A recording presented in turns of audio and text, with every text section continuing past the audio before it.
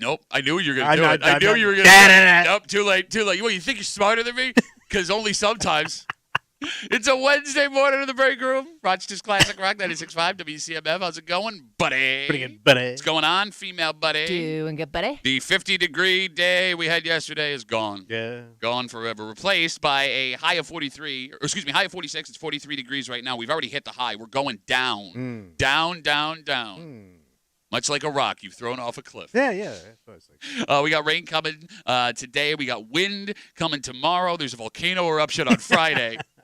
Weekend will be chilly, high at 27 on Friday, 33 Saturday, a little bit warmer but rainy, 39 on Sunday. How about a trip, man? You want to go on a trip? I'd love to go on a trip. Where are we going? You do love to travel. I do. Right? I mean, I got a Traveling Jones.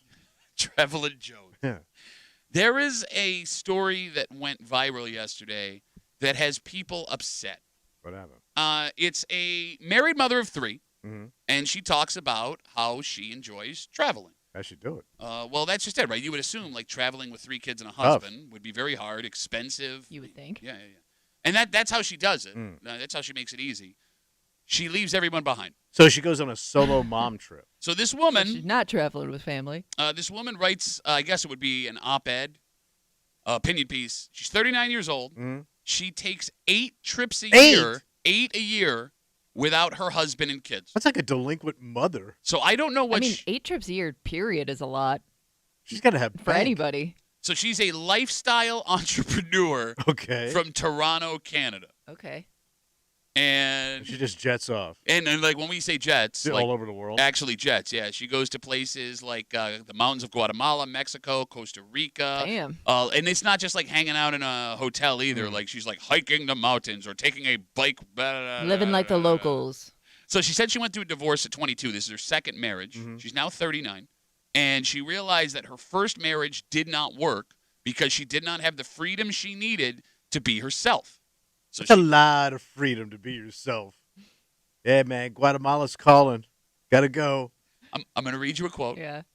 Traveling in my 30s by myself is the best thing I've ever done. It makes life fulfilling, and I'm more sure of myself now than ever. Yeah, except for the rest of the family that's stuck at home. So you have an issue with this? Oh, yeah, man. What a greedy bitch. Like, I mean, you got to be kidding me. But like, she on firing this morning. 8 vacations a year. Is this like jealousy? I think I'm sensing a bit of jealousy. No, but that's greedy. Like, yeah, you have a fabulous life. What about your family? I guess if she's divorced, maybe she doesn't. No. She's married.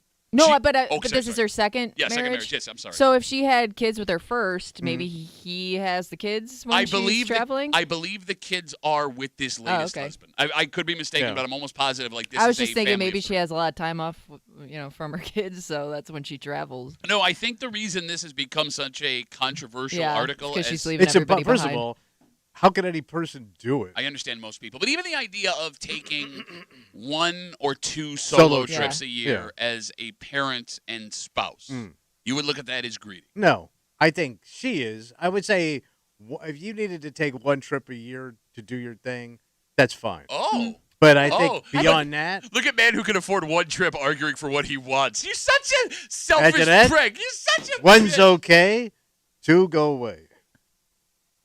That's what I say. Shut up. Kimmy? That does seem like a lot, but I will say I know a friend of mine, she's a stay-at-home mom. Okay. She had a full-time job, then took that off when she had kids. And I will say, like, I think that there are times when she does need a break, and I've been on trips with her, but she, like, after a day or 2 in, like, she's feeling homesick. Like, she wants to get back. So I am surprised that, like, at some point for this woman, like, the guilt of it all doesn't sink in, you know? Miss the kids. I'm glad you brought that up because that's the problem with my wife. Yeah. Is I would love to go on stuff with her without the kids, and we try every once in a while. We have fun, don't get me wrong, but you're right. Like, every couple hours. She's like, they're on your let's mind. go. Yes. And then, like, we get into the trip a little bit, and she's like, I think I want to go home. Yes. My wife has tried to cut trips short multiple times when the kids were younger because she missed them. Even now, they're teenagers, and she wants to FaceTime them like every 90 minutes. I also can't imagine, like, you imagine going home telling your wife, hey, man, think about Hawaii. gonna go shoot over the islands for a little while. You stay here, and I'm gonna go over there and do this for a while. Maybe hike the mountains. Like I'm gonna take this vacation without you. That ain't gonna fly. Well, so you bring up another good point. Again, we're talking about this. These are like once in a lifetime trips. And she takes 8 a year. 8 a year. I mean, if she's got the money, if she's making the money. Oh, she's got to have bank. Again, we're talking about this 39. Guatemala ain't cheap, buddy. It is actually. Well, getting there is expensive. 39-year-old woman. She is a married mother of 3. She takes 8 solo vacations a year, and she says she's happier than she's ever been. I mean, how can you not be happy taking 8 solo vacations a year? But like the opinion on this, the way that people are talking are split because there are a lot of people that have your opinion, Tommy. But then there's the other side of it arguing, does she not deserve these things? Right? Why, if everything is taken care of at home, does she even have to worry about taking these trips? And I think what's interesting about that is what you just said. I would theorize that if the gender was changed in this story, the dude would be getting lit up a whole hell of a lot more than this woman is. Kimmy, thoughts on that? Oh, you think Dad would? I think if I brought you a story that said a father of 3, he's a piece father of crap. of 3 would be a piece of crap, but I think a mom would be judged harsher than a dad for doing it. No, I'm seeing 50-50. I'm trying to figure out what men or women would defend a guy father. Or like people would look at a dad and say, "Oh, typical man," not a deadbeat dad. Messing. And that would upset people, but I think people get way more fired up if it's a mom doing it. Oh, I think dude. Oh no, I think you're misunderstanding Kimmy's point. What? Yeah, like I just think moms are judged much harsher because they're expected to be the ones home. You know what I mean? Not saying like anybody's gonna get off free here, but I do think like a mom is going to be judged a little bit more harshly. You bring up a great point. It is weird then that Tommy has his take because I don't know, Kimmy. I've been listening to the break room the last couple of years. Pretty good show. He's become way more progressive with women fighting. These women are underappreciated, and mothers don't get the things they deserve. What a greedy bitch! What a greedy bitch! Nobody deserves 8 vacations a year. The That Pope is a doesn't lot. get away that much. The Pope. And he's got like everything. He's not even married. Like that's just a lot of time to spend away from home. Period. I mean, especially if it's more than a week at a time. Okay, now you're doing what you always we don't do. know. You start making up stuff. Bro, you can't get to Guatemala from Toronto and just hang out for a day. Where is Guatemala? South America. South of here. Okay, so it's probably like a 10-hour flight. Probably. Okay. So you and can then, do 40. and then you got to get to, then you got to cut through the jungle. Yeah. To get to your hut to hang out. It's really expensive from what I hear. The huts aren't cheap. They are actually. Are they? Yeah, because it's not a house. Yeah, it's a hut. It's funny. As I'm reading this article, I had the initial reaction you did without the greedy bitch thought in my head. Just like, wow, this is pretty surprising. But as I read about it more, as we talk Yeah. about the gender difference, I mean, this is kind of my dad when I was a kid. He wasn't going to Guatemala. But he took some time for himself, though. I mean, I think my dad, in all seriousness, annually would take 5 trips without my mother or the kids. And they were like guy trips. Yeah, right? he would go golfing, on golf football, trips, sporting events, all hanging of these out, things. yeah. Yeah, like he had cop buddies in different towns, and he would like go visit. Your old man had the life. He played in the police Olympics. That's a real thing. Where was that held? So it would move every year. Oh. He played golf, and he was really good. He would Yeah, come he's home a with good golfer. Yeah, medals. I don't know. At least How long would he leave medaled? for? He could have also bought the medals at the gift shop, but knowing my dad. I'm sorry. What'd you say, Kevin? How long how long did he go for? They were Was usually it- 3-4 days at a time. okay. He would be gone, but that's a pretty significant But time. multiple times a year. Yes, yeah, multiple. Like there was a run when I was a kid where the police Olympics always fell on my birthday. So I would be like 8, 9, 10, 11 years old. And yeah, I would get a call on my birthday from my dad. Hey, down here in Myrtle Beach, playing in the police Olympics. Happy birthday. We'll celebrate when I get back. Click. Butterfly kisses. Bedtime prayer. So yeah, like it's funny. Like my initial reaction to this was like, oh my God. But I never had that reaction with my old man when I was a kid. Because guys could get away with it back then. Okay, Yeah, so and then I think it became your norm. But I don't know, man. If you had a buddy that every 2 months went on a golf trip with his friends, I don't think you'd think that was that strange. Probably, maybe not. So that makes you a hypocritical dick. Well, I think that's been established. Okay. So Right. my ex-brother-in-law, Yeah. who's still my drinking buddy, his dad was the king. He liked to bowl in these tournaments all over the country, and he one time they're here, Mhm. right? He calls his wife on the road. He already left. She woke up. Where are you? Going to the tournament. What tournament? I got a tournament I'm going to. Where? New Orleans. Okay. I'll see you in a week. So he left for a From week? the road. Oh, man. Calls her from a Jeez. payphone. It was back in the day. Going to New Orleans for a week to bowl. Like, and that was fine. Well, it Didn't wasn't, even tell her. He never wasn't even told her fine. that he was Yeah, I on mean, the road. But it was. It was Accepted. tolerated. Yes, it was tolerated. Okay, Yes. fair enough.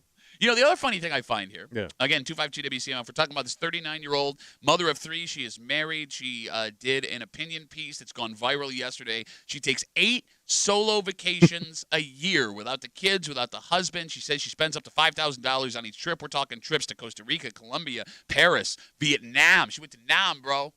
Man. Yeah, we were just talking about Vietnam the other day. It looks pretty spectacular. Oh, look at all of a sudden. Look who's all the way back on this lady now. By the way, total smoke show, this woman. Not that matters. So she's getting hit on, too. Well, oh, Bro. here it comes. Here I come know. the. Oh, she's obviously cheating.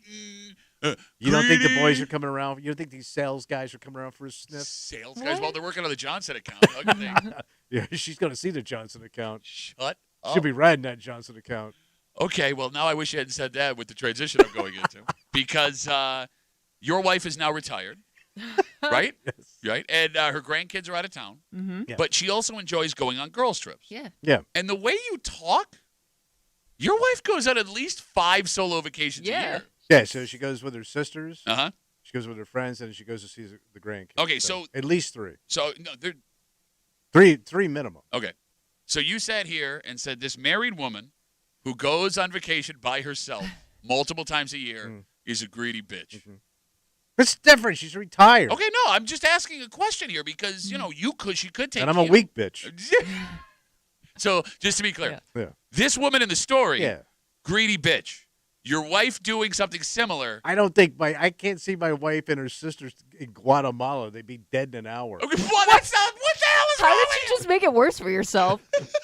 Not only is she She's not savvy enough to handle Guatemala. She ain't. None of them are. says man in turtleneck sweater and jacket. They'd be dead in an hour. Hello, fellow Guatemalese. I am like. What do At you least call I'm from South Florida. I understand the language. What? I just don't understand. I know Guatemalan No, okay, people. now, but let's put Guatemala They're to nice the side. people. I know. I'm not saying they're not nice people, even though you just said your They have wife. great stew you for a just- hot country. You call them nice people. They said your wife would be dead in an hour from niceness. They'd be looking for a mall. They killed her with kindness. I just find it strange Yeah. how this woman, bad, your wife, fine. Well, she's not leaving kids at home. She's just Okay. leaving my ass Yeah, no, and a that's fine. dog. Well, that's weird An because I adult heard, kid. I heard from a distance. Man, that joke comes back. You're a twice giant week. hypocrite, and up close also. All of that. Kimmy, how many solo trips could your husband take before you got frustrated? Because I feels like there's a dead trip coming up soon. I was gonna say he already has one planned in March. He takes a few a year usually. Doesn't really bug me, Like I think we don't Voice have went up a little kids. bit. We don't have kids, so it's kind of like if I took a trip, he wouldn't care either. Okay, so both of your reaction here with this woman taking these vacations is not leaving the spouse; it's leaving the children.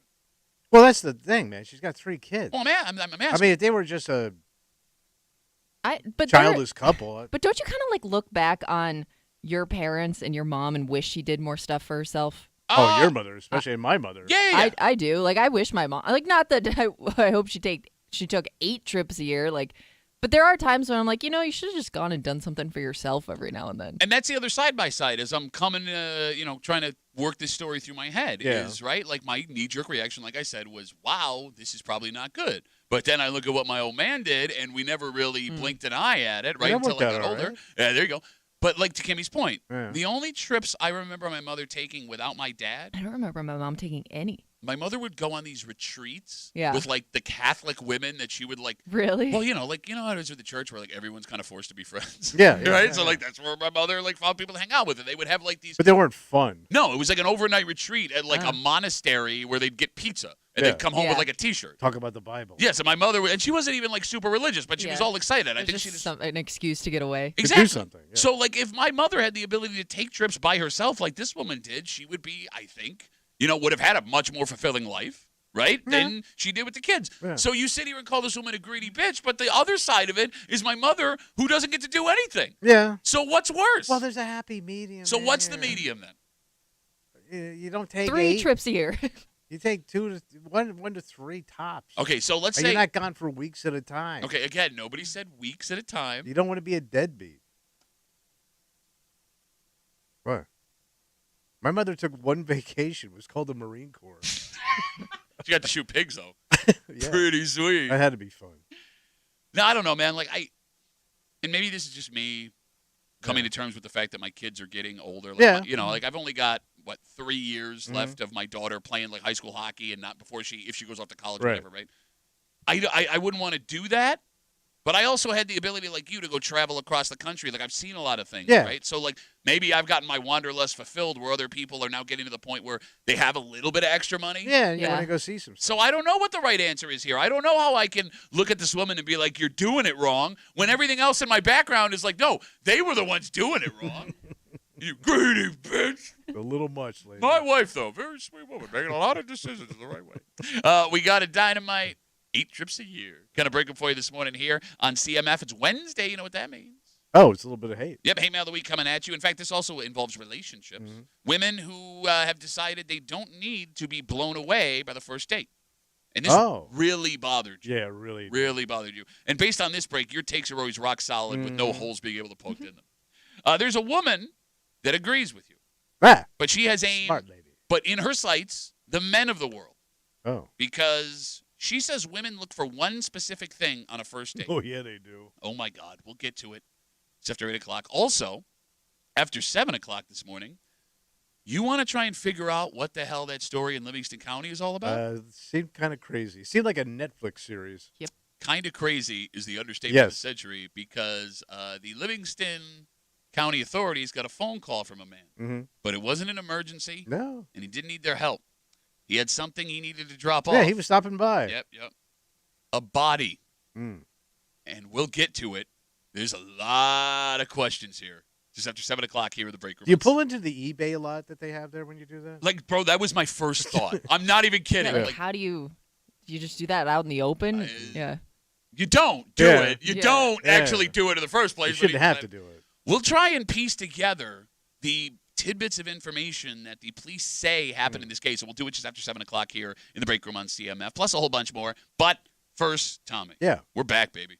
Who's back? What do you mean? Across the street. Did you not see the story yesterday? No, what did they say? We're down here in High Falls across from Kodak World Headquarters.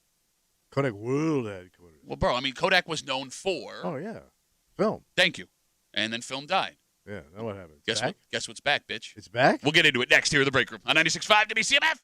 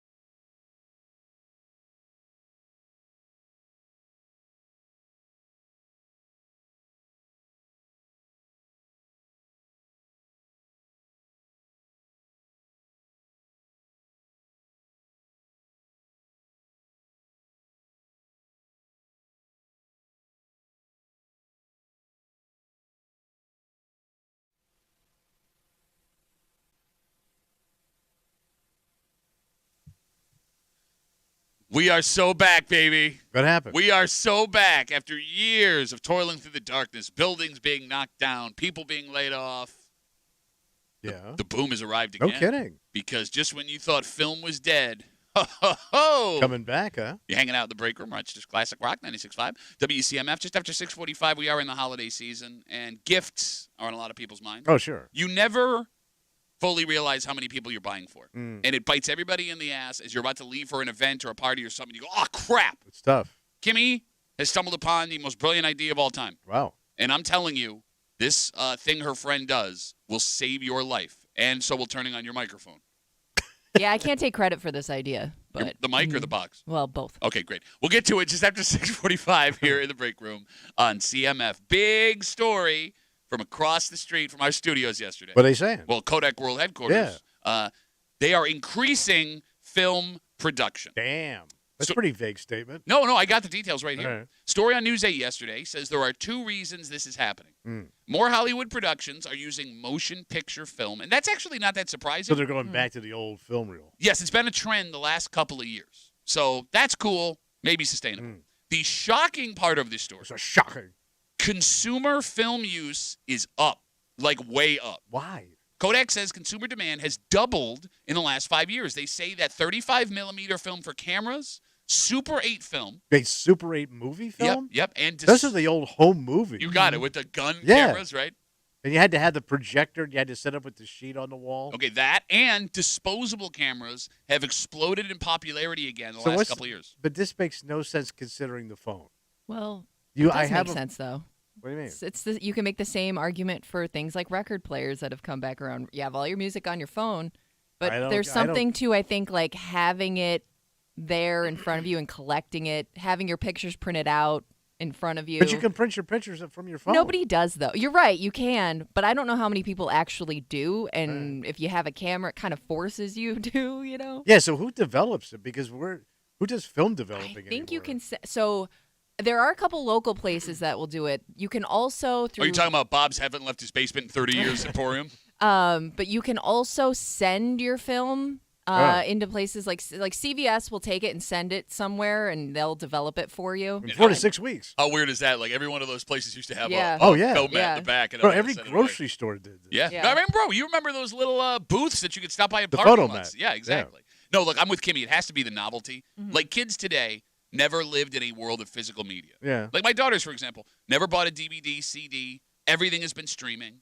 And like when you go into the record archive, you see 10 to 25-year-old people super excited just to touch their music. So they must be making new stereo systems then and receivers. Oh, and yeah, all that yeah, stuff? yeah. I bought one. I Like a told new you. one? Well, I bought a record player. It's all built in. Yeah. But it's made Yeah. by Victrola. Oh, man, that old ass company. I think it's new. I hope so. No, but if you go to Target, they have like 5 different record players you could buy right now. Yeah. And needles and all that stuff. But I just can't imagine So- walking around with like one of those old movie cameras like my dad had in the '60s, or a 35 millimeter camera with that big lens on it, walking around taking pictures. Look, it well, seems so some of them are like small a pain and in the compact. ass. Well, it was interesting because I used to have like a nice little film camera back in high school that I bought for photography class, and I was just curious. I was curious because I was like, it'd be kind of nice to have that again, and I couldn't find it, so I looked to see how much it would cost to buy it, and they don't make them anymore. So to get your hands on just a simple camera like that, you're paying a couple $100. Man, those were like $2 Yes, at flea markets like 15 I years ago. don't think I paid more Those than Canon like 20 cameras and all bucks that? for Yeah. it. Or Yeah. Kodak. That's why we went out of business. Way to go. Oh, yeah. That's a pretty good too. Hey, want to get a Fuji? I love Kimmy too. Check me out. I'm like RT high school chick. Check out my guy. Click. You guys catch a new Avril Lavigne album? Click. Oh, the pieces of me. Click. Oh. So Mom Kodak. has no idea what you're talking about. I was doing Ashley Simpson and Avril Lavigne. Kodak's back, baby. All right. We are back. Start putting those buildings back together in Kodak Park. We're Call going the to need gang them. up. Does anyone else get depressed by stories like this? Kind Well, I of. think wouldn't you kind of get excited if your kid wanted to get into something like this, something that you had? Maybe not so much the camera thing. They but should have their you own love, thing. But you love like the record player. No, the record and thing stuff. is fun, right? But Yeah. those kids should have their own new thing But instead of our old crap. Well, they do have their own new stuff too. I mean, they have both. Okay, so just to be clear, what I want to I know. figure out what side you're on today, because today kids should have their own new things, Yes. and then tomorrow here's this new thing. Kids like so stupid when I was a kid. Yeah, give me some cannon fodder. It's not. Look, the reason I bring up this being depressing with Kodak bringing back the film, because this is a good thing. I mean, it's nice and all. There are people who still work for Kodak who will benefit from Yeah, this. and but it's I'm good. sure it's not enough to really kickstart the joint. And even if it is, it's just a fad. Right, it's going to go away. Right? I mean, we're not going to be loading cameras and No. photo mats. And, right? All this story does Yeah. is remind you of how good things were and how, for a while back then, bad things got. Yeah. Right? Like folks getting laid off, folks taking early retirements when The The they collapse, thought. yeah. I mean, folks fought for pensions and medical benefits that were promised for them. And all of the mistakes that the higher ups at Kodak made with all of the technology that they themselves developed that now makes billions of dollars a year Yeah. for other companies, they just gave it It away. was arrogance. Right? Yeah. Do you ever think what Rochester would be like right now if Kodak had just held on to just the digital Something. camera? Just the digital camera. Mm. Because Kodak invented the digital camera, Like if their camera was in, a smartphone. You know what I mean? which they tried to do 20 years after everybody a else did. little bit late on that. But like for those who are younger and not from Rochester, Kodak developed the digital camera in the 80s. Yeah. And they were worried it would kill their film division, which was making the most money, so they buried it. Yeah, the They future. focused on like printing, right? Yeah, and eventually other companies figured out how to make the digital camera, and that's Which is what sitting in my phone. Exactly. It's Yeah. sitting, everything, bro. I got a camera in front of me Yeah. here. I got a camera in my phone. I got a camera in my car. I got a camera at home. Everywhere has a camera. Mm-hmm. What What- this place would be like? What does this city look like if Kodak had simply figured out how Be to rich. use it? It'd be a rich community. It would have to be. I mean, there's two ways this goes. Either we are living in the richest community in the Northeast, and everybody has a job that's working for Kodak, right? We And have our own football team. yeah, right. People are still going down with their Christmas bonuses and buying cars on 104, or it gets so big that it all leaves. It collapses. Well, Well- I mean, it becomes such a big busince Oh. that we can't manufacture Oh, it I see what here, you're saying. and all of a Yeah. sudden jobs start leaving anyway. Well, yeah, it may have went to Mexico or someplace like that. You know what I right. mean? Yeah. But if Kodak stays with the digital camera, do businesses like Xerox and Bausch and Lomb, do they still go south when Kodak is crashing? But the problem is, if let's say, because one of the benefits of Kodak leaving is it forced Rochester to change what it is. Right? Yeah, It you're went right. into medical, went in other directions. You're right. And that may not have happened. You're absolutely right. You may have still been a one-trick pony town, depending on digital cameras for your livelihood. All right, so let's go down that road. But you still could have been in the same situation with these cameras are being made overseas anyway. True that.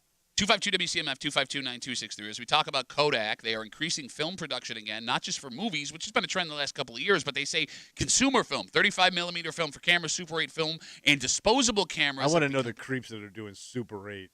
Oh, Those are pervs. perv creep crumb bums. Those are luscious. But you're right. So medical replaces what Kodak Yeah. had, because now 1/3 of the greater Rochester area is employed in some way in medical.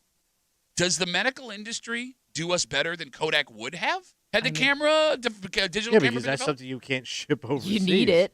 Well, right? hey, Yeah. don't be so sure yet, man. All of a sudden, I got to flip on my laptop to see a doctor in, I don't know, Singapore. Yeah. I don't know. I mean, it seems like it's more sustainable. Oh, no, I don't. Especially like as our community ages too. Yeah, right? I don't disagree A with lot of anything. sickos out there. Yeah, Fatties and sickos. I'm looking at one. No, I mean, I don't disagree with what you're saying. Do you think those All two... those health problems Kodak caused, we now need yeah, we're cashing medical in on for. it.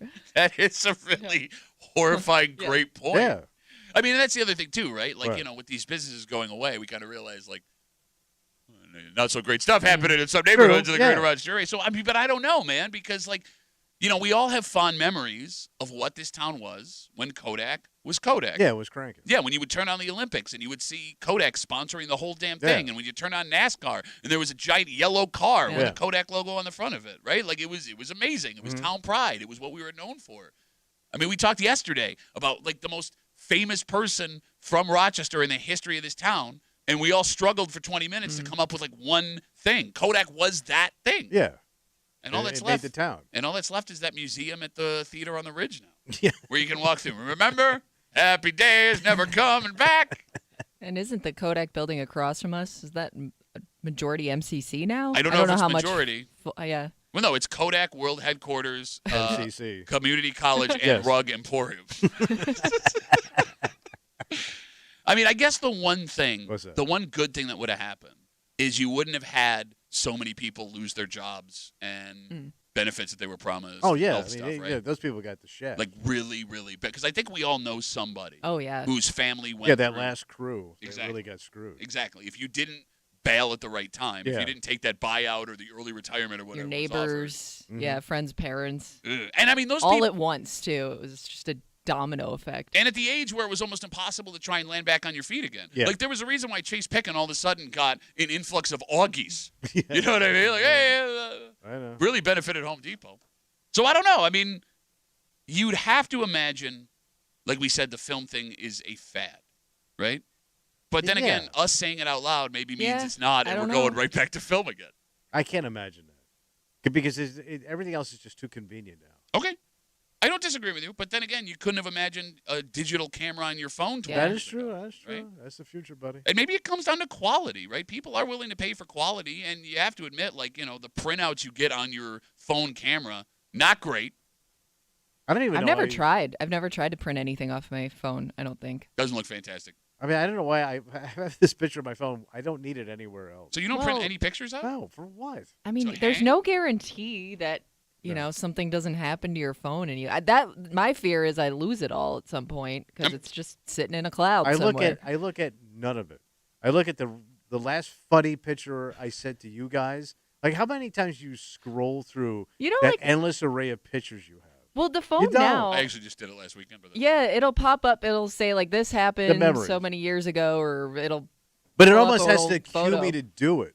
Like if Yeah. if that cue didn't show up, I'd never look at that stuff. okay, you have a grandson now? Yeah. So maybe But like that. But I'll take the next picture. That's the picture I'm gonna look at. what I'm saying is, we grew up in a time of, like, photo albums and Yes. stuff, right? So, like, that physical media existed forever, and eventually that disappears, but Mhm. it takes a much longer time. Kimmy's right. I don't know how this cloud works. I don't know. I mean, I It could hope go it's away. solid, Right? but I don't know. Or like everything gets erased or my Yeah. phone gets destroyed, right? Like, I don't have pictures of myself as a baby because my parents' house got foreclosed on. I'm sorry it's been such a Well, the depressing bank has family it. morning. Yeah, exactly. But here's my point too. So when my parents when they were going to the nursing home, we were cleaning out the house. My mother was a camera nut. She always took all these pictures, Mhm. and we had boxes and boxes of pictures. None of the kids wanted it. None of them. Really? I ended up. Here it is. Oh, yeah, but you were all really ugly kids. The grandkids didn't care. See, Nobody I wanted love these looking pictures. at like if my grandparents had like old photos and stuff. Like I find that stuff really interesting. No, they didn't. Yeah, but you were film chick. Check me out, guys. Yeah, photography school. I wear sweatpants on my arm for no reason. Click, click, click, click. Look at all my necklaces. Click, click, click, click, click, click. Hey, you. I don't like your boyfriend. Okay, let's take a break. This is a genius idea, Oh, and it will save you. Mm. Because you're going to make this mistake, and we all make this mistake every year, and if we forget that we're going to make this mistake, and crap, oh no. you're up against it with no time, and you got to make this move. And I know you're going to think it's dumb.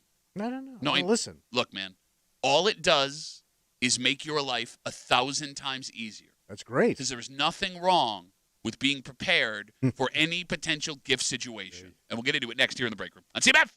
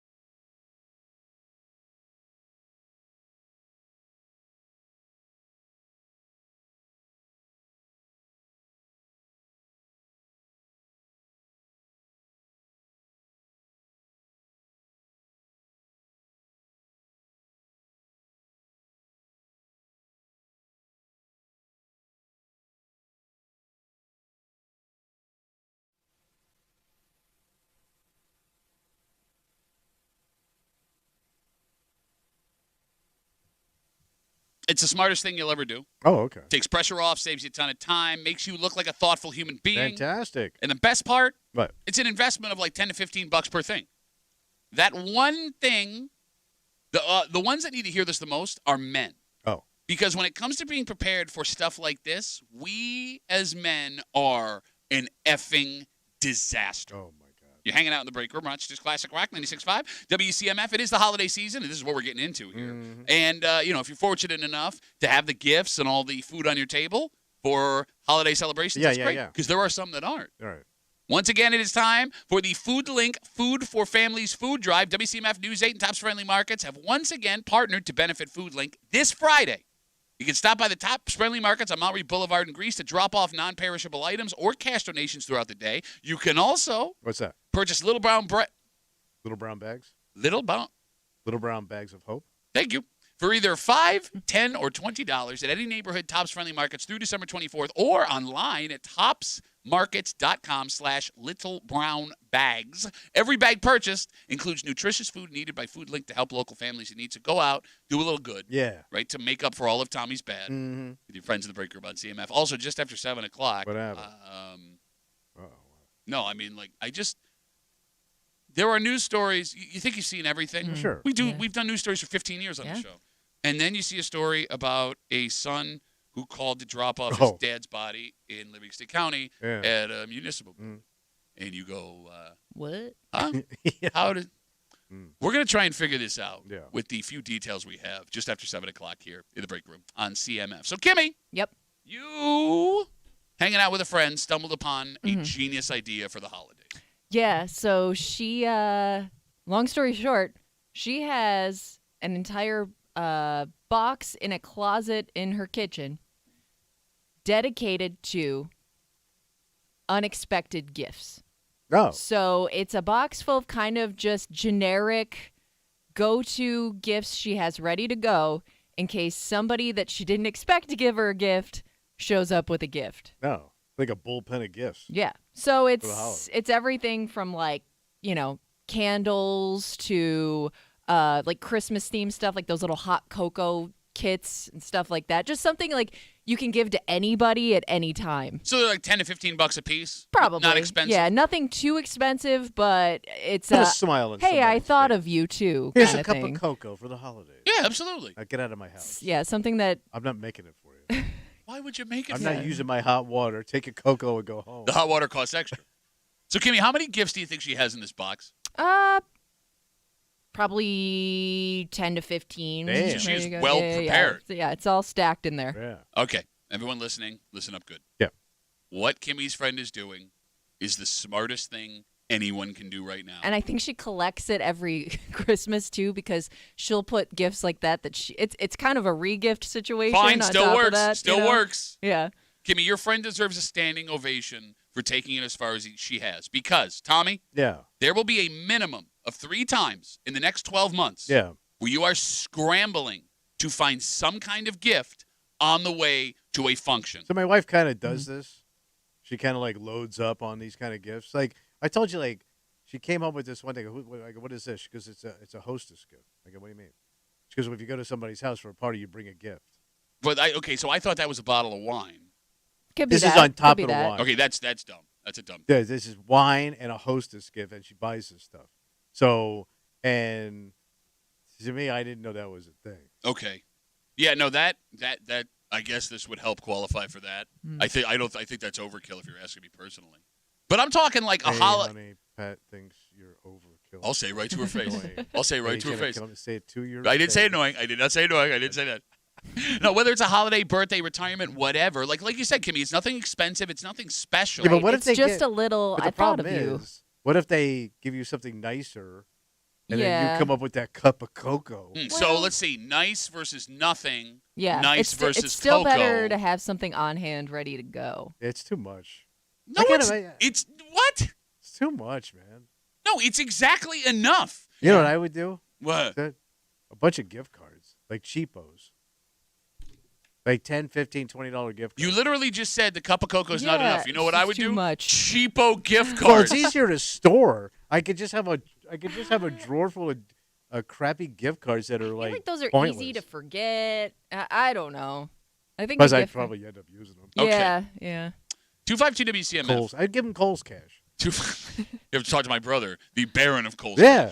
How close do you have to be to someone for the gift you give to have to matter? Because if we're being real here, like, Kimmy, these gifts are just to check off you Yeah, brought something it's- or you gifted something to Yeah, someone it's who an even gifted you. Trace. It's an even Steven. It's like a just in case kind of I've situation. never been in. Have you ever been in that situation? All the time. It happens all the time. Somebody gives you a gift and you don't have a gift. Yeah, I mean, I'm I lovable. was gonna say I used to work at a place where all of a sudden like you'd get something from a coworker that you didn't think you were close with, and they show up with little gifts for everybody, and you feel like a jerk. It happens a lot with neighbors in my neighborhood Yeah. where someone will drop something off, but it's never the same neighbor. It's always like a different one. Like, oh, hey, we got you something for Christmas. And Oh, I'm like, no. ah, crap. But no, like having this Boxo gift would be brilliant, right? Like, okay, let me ask you this, Kimmy. Right. Who is the closest person to you, Mm-hmm. relationship-wise, you feel comfortable giving a random box gift to? The closest person I feel giving like a random gift to. So let's say I came outside of family. It would maybe be. It could be family. It would probably be like if I saw a friend's, an old friend's like parent or something. Well, You know what I that's mean? pretty Like somebody. far. Aren't they dead? Well, no. Well, I was thinking like I spent a lot of time at their house. Like we used to be close a long time ago, All right. but you still have that. Man, I'm not giving that More- chump a gift. And by the way, you say family, you're gonna give your family some Chinso Yeah, I don't know if I could gift? do that for family. Like Oh, you're gonna give your brother some Chinso, little tchotchkele. Okay, first of all, Chinso, quality company. Second of all, no, Yeah. I would say parents for most people, and my siblings, I'm going individually. Yeah. Everything You already outside, kind of planned for them. yeah, everything outside of that, Yeah. Boxo gifts, baby. Like, let me ask you a question, Kimmy. Let's Yeah. say you change your policy, and Okay. Tommy and I are invited over to your house, Yeah. Right. and we bring Ooh. you a gift on top of the a housewarming. nice. Yeah. Okay. Would you feel comfortable giving us Boxo gift? Well, but I plan to buy you guys. I'm gifts. telling you, No, outside, listen, no, of extra listen. gift. I come over your house. Yeah. I drop in, nice bottle of booze. Mm-hmm. $55. Well, if I $55. The nicest Mr. Boston they have. Yes. no, I would feel funny giving you guys that now that you know that the Boxo gifts exist. But had we not known about the Boxo Because gifts, it's a box of shame, really. I will say it would be tough to do a Boxo gifts for a dude. Like you guys don't want a candle. No. You I'll don't take a want, like candle. most of You the know, stuff. you've never lit a candle. I I'm don't want thinking it, but I most- want to open something. Most of the stuff in Scented this box, candle. it's probably what I would keep, would For be girls. stuff for women. It's just easier to gift a woman like a smaller, like, Yeah. hey, I'm thinking of you gift than it is for a guy. So my wife, you would give a random Boxo gift to. Well, yeah. Okay, hold on one second. I wouldn't Hey, give honey, you guys Kimmy anything. doesn't I'd give care. your wife something. Thank you. Thank you so much. 252 WCMF, Kimmy hanging out with a friend of hers, discovers that in her kitchen, she has a box of 10 to 15 random whatever gifts that she has ready to roll in case somebody gifts something to her or she has to go somewhere where a gift is required. She doesn't have to stop. Nothing comes out of nowhere and surprises her. Bang. Bro, it also saves you so much money because you always end up at the most expensive, overpay places. Like, Yeah. if you ever walk Especially into this time of year. They know that's what you're looking The for. biggest one I remember was that one in the mall. I don't think it's around anymore. Things Remembered. Yeah. Because it just had this random tchotchkele crap that you could have engraved. So it looks like you spent a lot of time. But basically, you said, this is what I want on it. I'll be back in 30 minutes. That's where I got Crowley's going away present 2 hours before his going away party. I've used it, man. I've used it. It's Yeah. awesome. It was great, but it was also super expensive because they know they had you. Right, you could get those. You could get those like shot glasses with somebody's name on it or something. Yeah. I got him a pocket watch engraved with something on it. Like he's on the railroad. Well, he looked like a man who would like a pocket watch. Yeah, he did. So, like, going back to the whole gift thing, Yeah. I'm going to start with Kimmy here. Yeah. Go ahead. Start with Kimmy. Kimmy, Yeah. is it anger or excitement? Is anger or excitement the first feeling you have when you get a gift from a person you weren't expecting it from? Probably a little bit of anger because it's like, why you're putting me in a weird spot here. So And that- I also don't know if it's somebody that I really was not expecting to give me a gift. I feel like you're doing it for you and not for me. So they go out of their way, they find something they think you would like. Okay, like Right? They wrap it up, they give it to you, and your first thought is, say, thanks, Dick.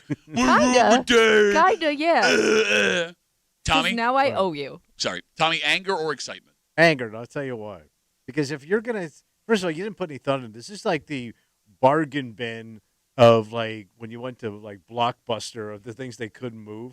So I know you didn't put any thought into it, and I know as soon as I get it, I'm not going to like it. It's going to be some chintzy sucko gift. Chintzy sucks. I know it. It's going to be something I don't want, and I know it's going to break as soon as I use By the it. way, I can't believe you said that with the Chintzy sucko? successful career Chintzy Sucko had in the Poconos comedy circuit during the 1950s.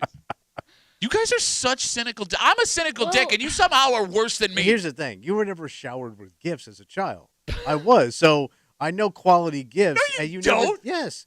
I mean, I got slot car sets, G.I. Joes.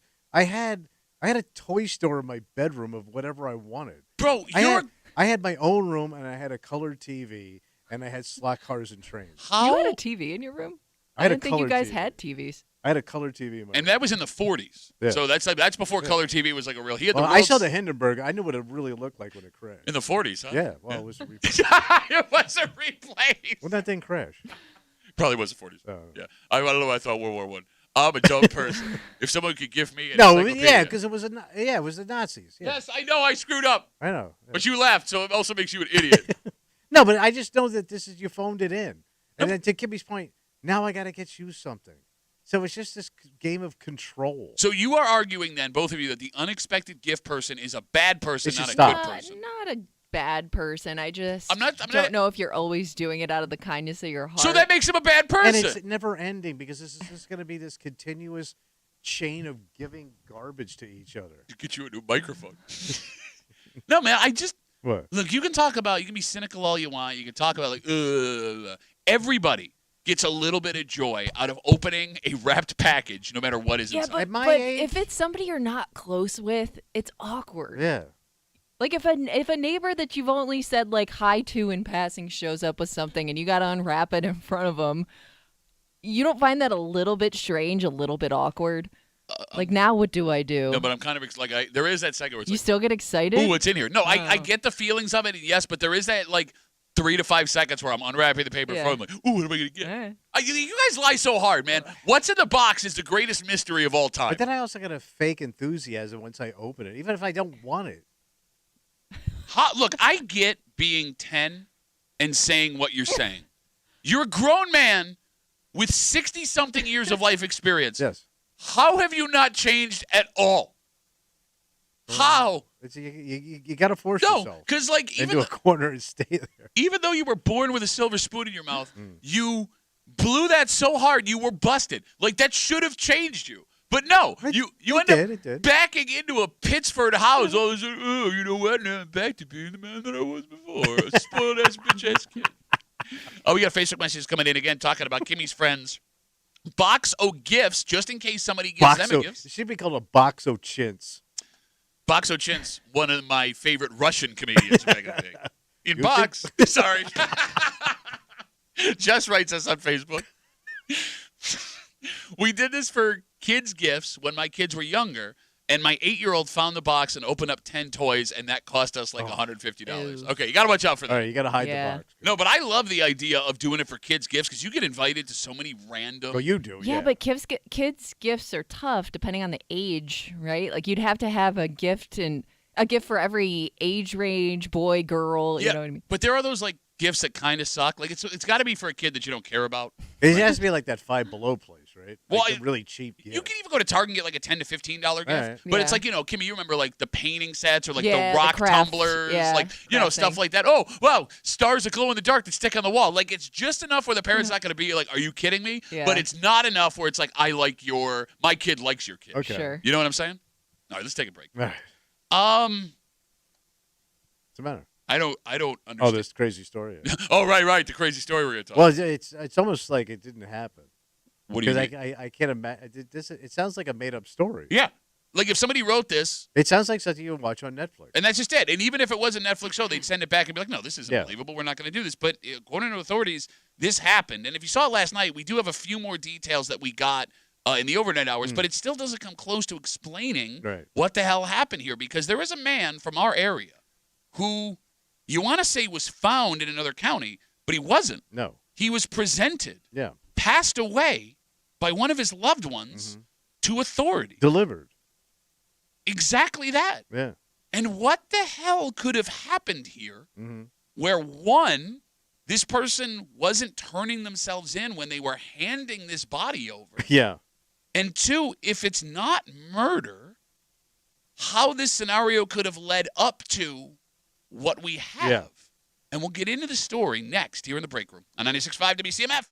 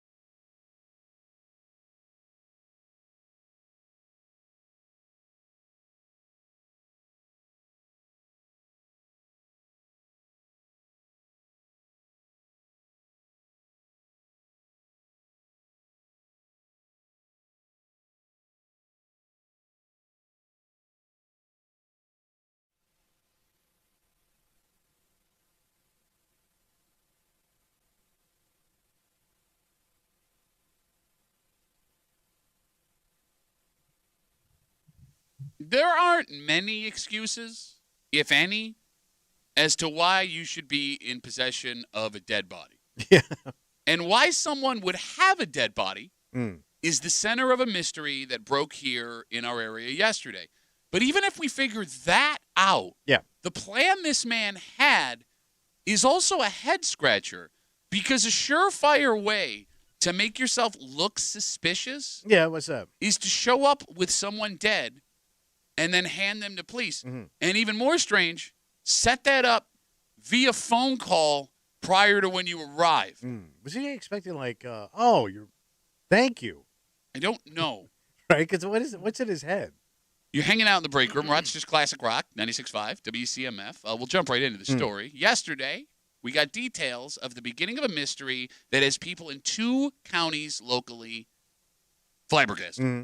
According to 13 Wham, a 60-year-old man left his house in Irondequoit around 2 p.m. on Sunday, and he never came home. They disappeared. Yep. His car was found early Monday morning at a Tops in Dansville, and this is obviously an alarming story. Yeah. But you're never going to guess how this ends. Monday evening, the 911 center in Livingston County got a phone call. Someone said they had a dead body, and they were prepared to turn it over to the county. Which you should always do. I mean, no, actually. You should call someone to come. Well, at least get rid of it. Okay. The man who was ready to turn this body over Yeah. was the 30-year-old son, is the 30-year-old Yeah. son of the 60-year-old man who went missing. Mm-hmm. According to authorities, the son brought the body of his father to the parking lot of the Livingston County Government Center. He dropped it off. Well, no, because they kind of stopped him Yeah, because on yeah. account of the whole having a body. Oh, yeah. Police say the man's body had gunshot wounds. The son was arrested, and yesterday, initially, he was charged with felony tampering, and we found out that other charges are pending. Yeah. Now, if you're waking up this morning, we have some new information. According to 13 Wham, What are they saying? the son has also been charged with murder. The details here, and this is kind of moving Yeah. this morning, so I apologize for not having all the details here, but the police say they're investigating a property out near where the body was dropped off. Okay. So, and that's really all we know right now. We don't know how the son was involved in the situation, nor why he felt the need, according to police, to bring his father's body to the authorities. We also don't know where the father was killed. And I mean, the son is being charged with murder, but we can't be definitively sure who shot the father if that's how he died. Okay. Is there a situation where this 30-year-old man isn't involved in some horrific way with the death of his father? That would be such another badass crazy turn to this story. Right. That he didn't do it. That's just a bridge too far. I mean, it makes sense that you'd be number one suspect right away. Okay, yeah, agreed, Yeah. 100%. But counterpoint to that, if I kill somebody, why would I bring their body to the authorities? well, that's That's the first. also a great That's the question. first twist that I'm not. And that's what I mean. Look, Yeah. I understand based on the logic, and the phone number is 252-WCMF, 252-9263. The logic of he has the body, the Right. body has a bullet in it, he did it. I Right. get it. I get that. But if he didn't, then what would be the reasoning for that action? Is That- what you're asking? I Because don't, if this guy was missing, you found him. yes, but there are ways. Okay, there You know are what I'm ways saying? that could happen. Yeah. I mean, let's say this. I mean, this is a 60-year-old guy, right? And I am not suggesting anything about this man specifically. Yeah. Because again, let's remember this guy has a family. Oh, yeah. They are here in town. They are devastated, and I couldn't imagine going through something Right. like this, especially with 2 family members involved. That being said, I mean, Tommy, not to get darker here, Yeah. but we know what the numbers look like for men in their 60s when it comes to taking their own lives, Sure. right? Yeah, they're very high. I mean, it's not out of the question. And again, just talking out loud here, that somebody stumbles upon a terrible scene, Yeah. right? Like this guy maybe had a hunting cabin Yeah, somewhere or a right. fishing fishing cabin. Took care of. Didn't want to go near his family, and I mean that would be the way that this would work. That would be out. the only way this would make any kind of sense. But to not call the authorities and have them come there, for you to like scoop up dad and take him to the authorities. Okay, but we've also seen grief Oh yeah. make people make very poor decisions. In fact, we've seen stories in the past where people have lived with loved ones. Those loved ones have died. Oh yeah. And they have kept their bodies in their homes for years, Yeah. sometimes decades. Yeah. Right? So, I mean, look, again, the details are That's a Febreze ad.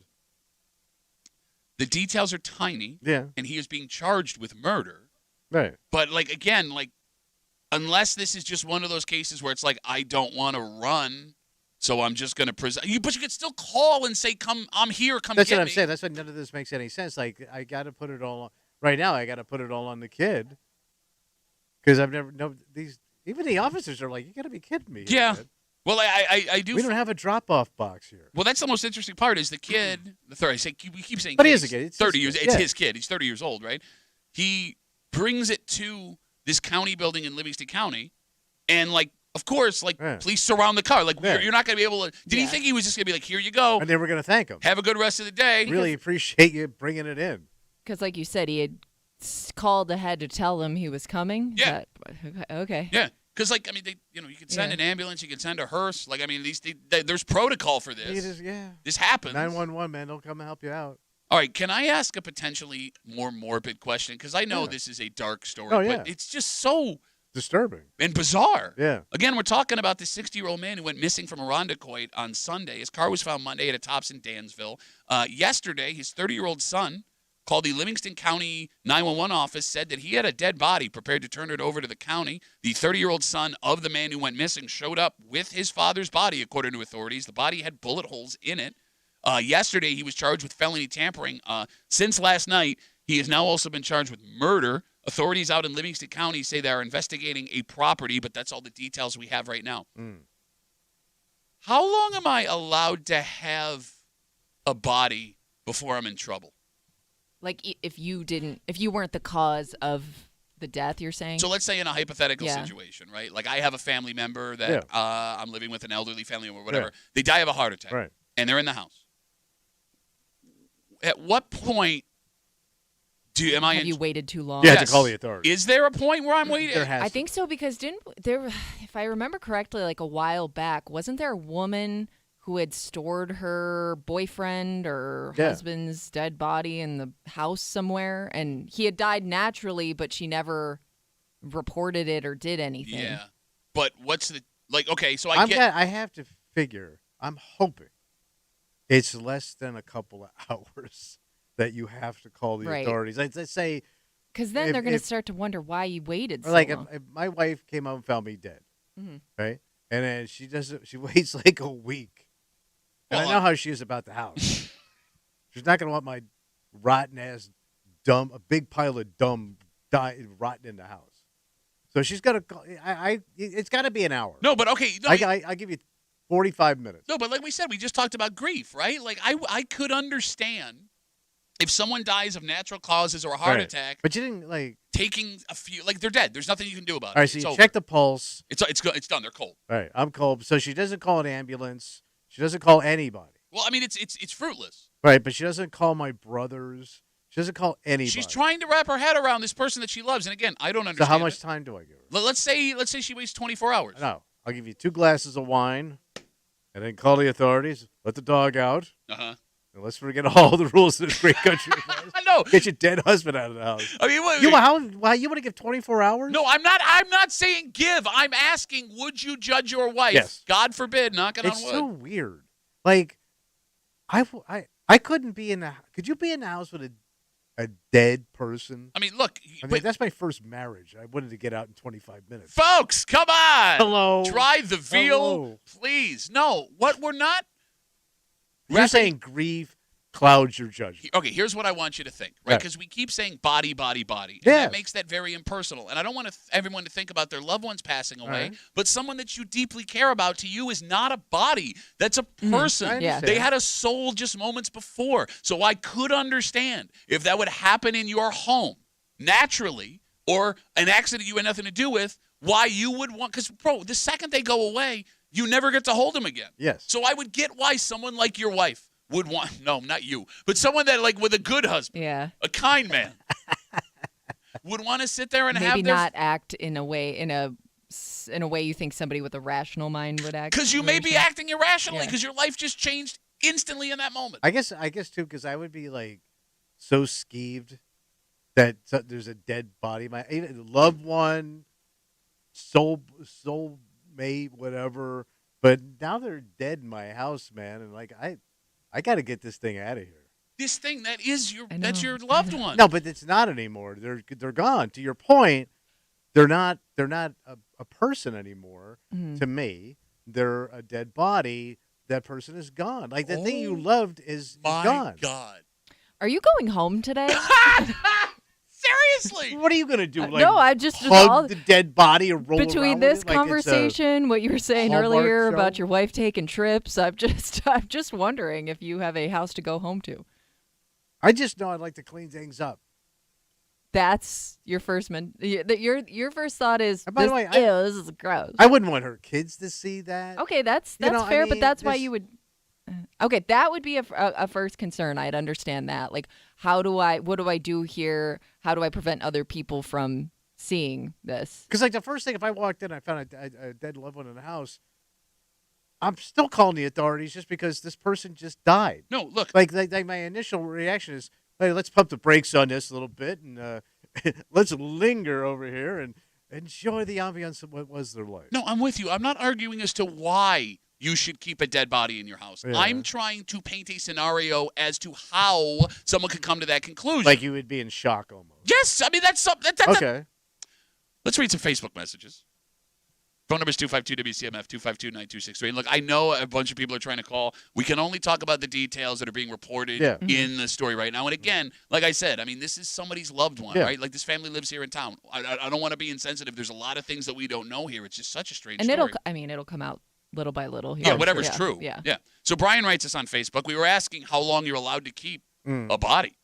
Brian says, I don't know if it's illegal to keep a body, but it shouldn't be. Gross or not, it's your loved one. Why should anyone be able to tell you what you can or can't do with Here it? we go. Well, because depending on Freedom, I how long want my it's freedom. been, you don't know if that person can still receive help. Well, I guess the idea would be it's over. Okay, you know for Dead sure. and gone, no pulse, cold, So everything. so Brian's saying I should be able to dispose of my loved one how I see fit. This is what he's saying, yes. Yeah. Yeah. Okay, Brian. Well, I mean, look, if it's This ain't the frontiers where you bury grandma out in the South 40 is that still allowed?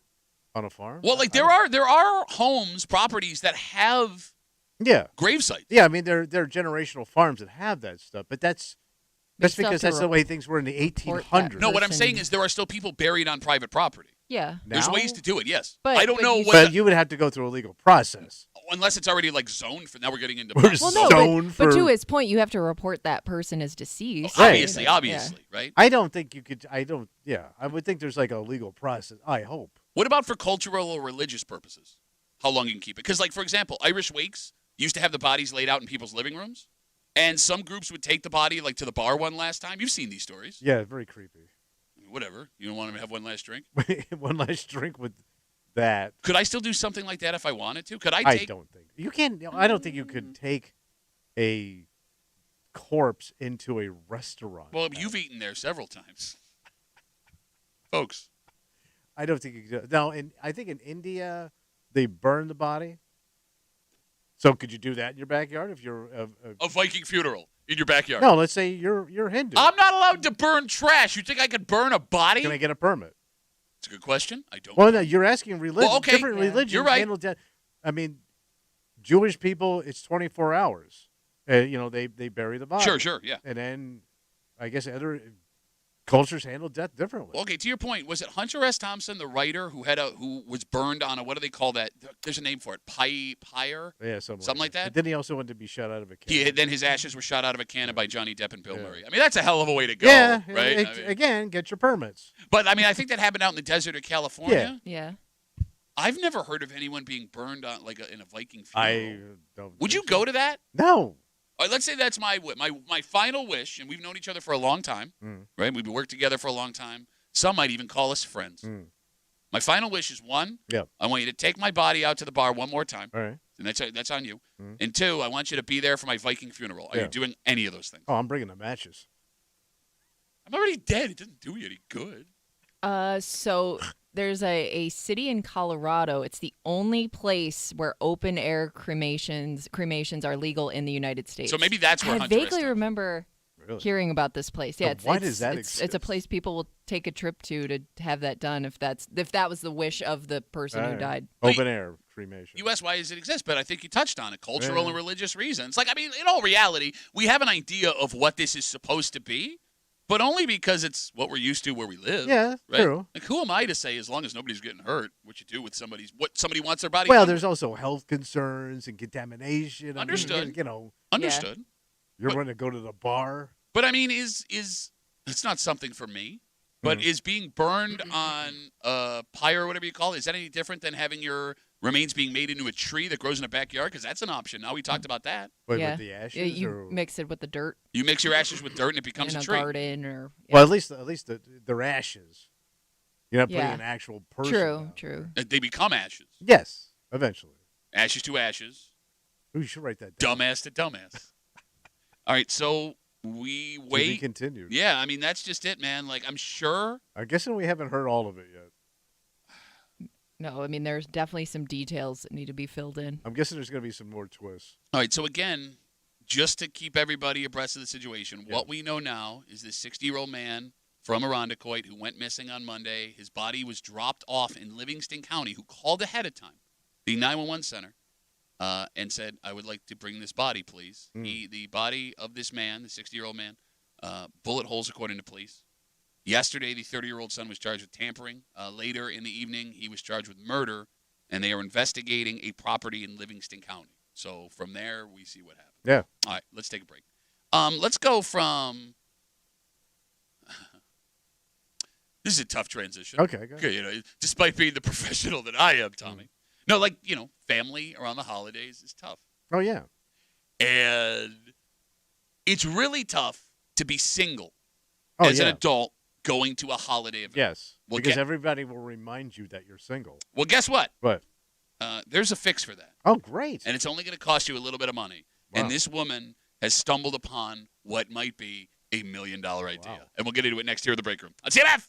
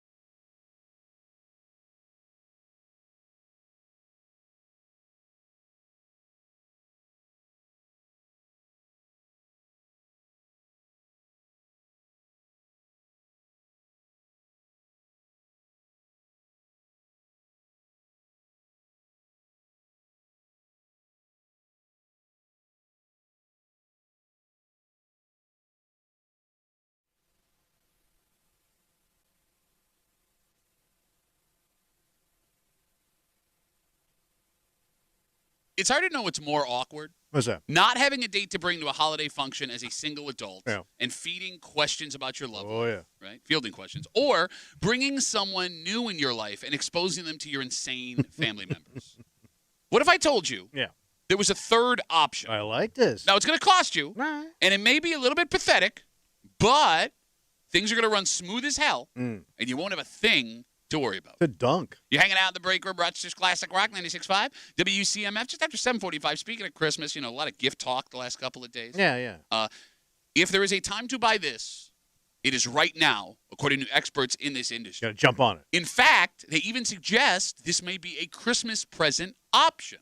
And you've seen this before, not in real life, but in commercials. Because there is no way any rational human being is going to make this purchase a Christmas gift and not get in massive trouble. Oh. And we'll get into it just after 7:45 here in the break room on CMF. Jessenia Rebecca. Just wait. That's two. Is that? That's two first names.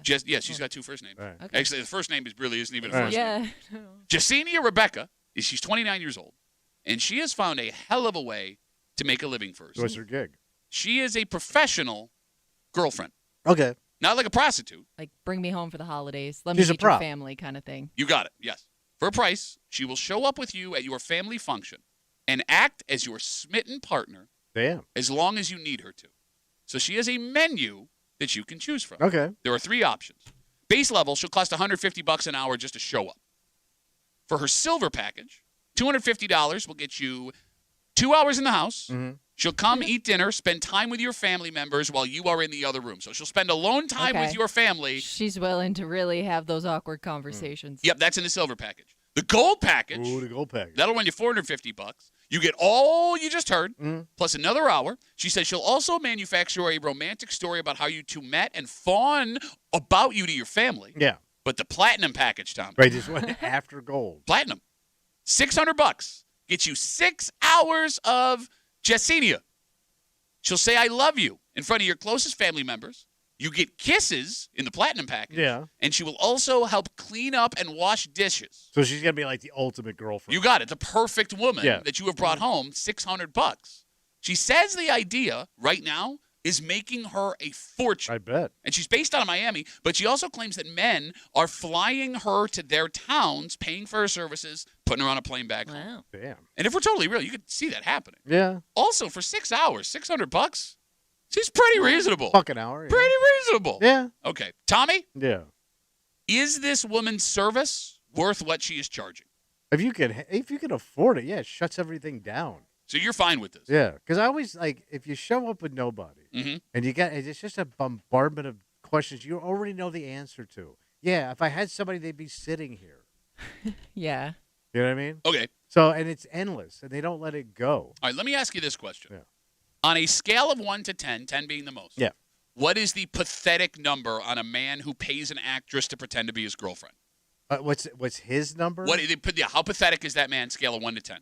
Well, it's high, but he also has access to $600, which brings his number down a little bit Wait a minute. because he has $600 of disposable income to not look so pathetic. But- so I bring his pathetic number down. He's at a 10, but the fact that he has that kind of coin to spend, I put him down to an 8. But can I counterpoint with that kind of Whatever you want, it's my opinion.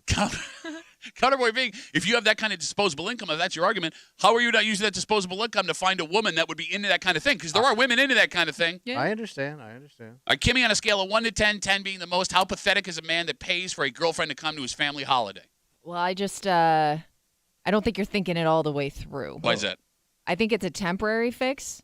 But let's say you pay for the highest package, Oh, the platinum right? package, Like, so platinum, go home. she's gonna make your family fall in love with her. Oh, yeah. Well, what happens when she goes away? Well, Because you broke up. okay, you broke up, but now every girlfriend that comes after that, she's gonna. How about that Justina? She was so nice. Whatever happened to her? Okay, but you She also did our dishes. you She also acted like she really loved you. Maybe you should try to get back with her. Well, this is only a temporary fix. I mean, you can't look at That's what I anything mean. beyond a They're gonna Band-Aid. be wondering what happened to this person that apparently was the perfect match for you. No. Here's how you do it. There is a way to make this work, at least for years. You just manufacture a background for her where she has a job that she could have to work on the holidays. She's Okay, a- but even So, then, but then they think she's still around. yeah, no, that's fine. and here's the thing: eventually, you're going to show up with Somebody else, I would Ugly think. Fiona, and she ain't be cutting the Yeah, mustard. you may have set the bar way too Oh, you did. high. I look at it as a great temporary fix just to shut people because you just don't want to deal with it right now. I'll figure it out later. This is all that does. Okay. Don't think any more of it. 252 WCMF 252-9263. If a beautiful woman in Rochester was offering this service, would it be worth it to avoid the awkwardness of single adult with your family at the holidays? Because you're right. You know every question you're going to get. Yeah. You don't want your aunt to try and hook you up with her coworker while Yeah. you're hanging out there. You don't want your dad to suggest that you have sex with your cousin. Yes. True story. For those who don't know, Tommy's dad, while single at a family event, suggested sincerely Yes. that Tommy bang his Date his cousin. Yeah. He goes, yeah. Why don't you go out with her? I go, that's my cousin. I forgot.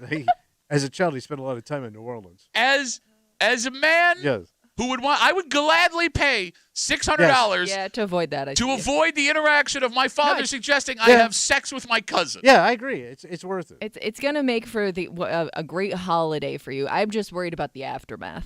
There's always aftermath. You do that later. That's why they call it aftermath. But that's a problem with anyone. Let's say Yeah. you bring somebody home, though, and you break Yeah. up, you're going to have that same problem. Right. Even having a partner in that relationship doesn't Yeah. guarantee you're not going to get that the next year. So true. Let's talk to Jimmy. He's on CMF. Hey, Jimmy, how are you, buddy? I don't know. I wonder if this woman would let me pay for like a whole week so people could say, oh, wow, look at the. I mean, Jimmy, she is quite attractive. And that's the other problem here for guys like you, People I'm be assuming. suspicious. Me, Tommy. Yeah, like there's no way we're going to be able, other than our beautiful wives who are much more Yeah. beautiful than this woman, outside of that, I'm going to stop talking. Go ahead, Jimmy. I'm sorry. Well, let me ask you a question. See, I wouldn't use something like that for the holiday. I mean, right now I've got a girlfriend and whatnot. But you know something? Think about it. You hire this girl and you go out to meet women, and she's talking, say, oh, this is my sister. And right away she starts talking nice stuff about you. You know what I mean? You're meeting people. You're not by yourself. You're not a guy trying to pick up right away. I mean, I would use it for other stuff other than the holiday. The hell with Christmas. Who cares about Christmas? Hiring her kind of as a wing woman. You're Yeah. saying Yeah, that's what I'm trying to say. All right, but Jimmy, makes you again, more approachable. Jimmy, with all due respect, because we love you, I don't know what you look like, but I have assumptions. There's no way this woman would be related to you, Jimmy. She's too good looking. You could say she's your cousin or something. My really hot cousin who was adopted? Who's like Yeah, there 20 you years go. younger than Jimmy? Jimmy, thanks for the call, buddy. Have a good rest of the day. Bye-bye. There goes too ugly for this woman, Jimmy. All right, let me ask you this question. Yeah. Again, we're talking about this woman. Her name is Jessenia Rebecca. She's 20. Yeah.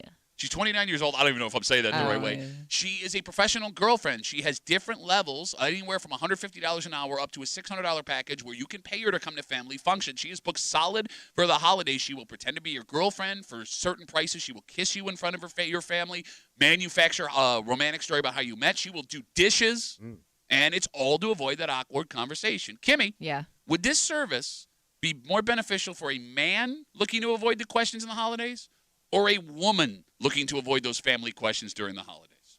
Oh, like a rented. Oh. Rented dude. Probably a woman, and okay. I'm going to say this depending on her age, because you're going to get, not only are you going to get relationship questions, you're going to get the, hey, when are you going to have kids questions. You're saying Like as a woman. As a woman. That's what I'm saying. Like this may help you avoid more questions than most men get.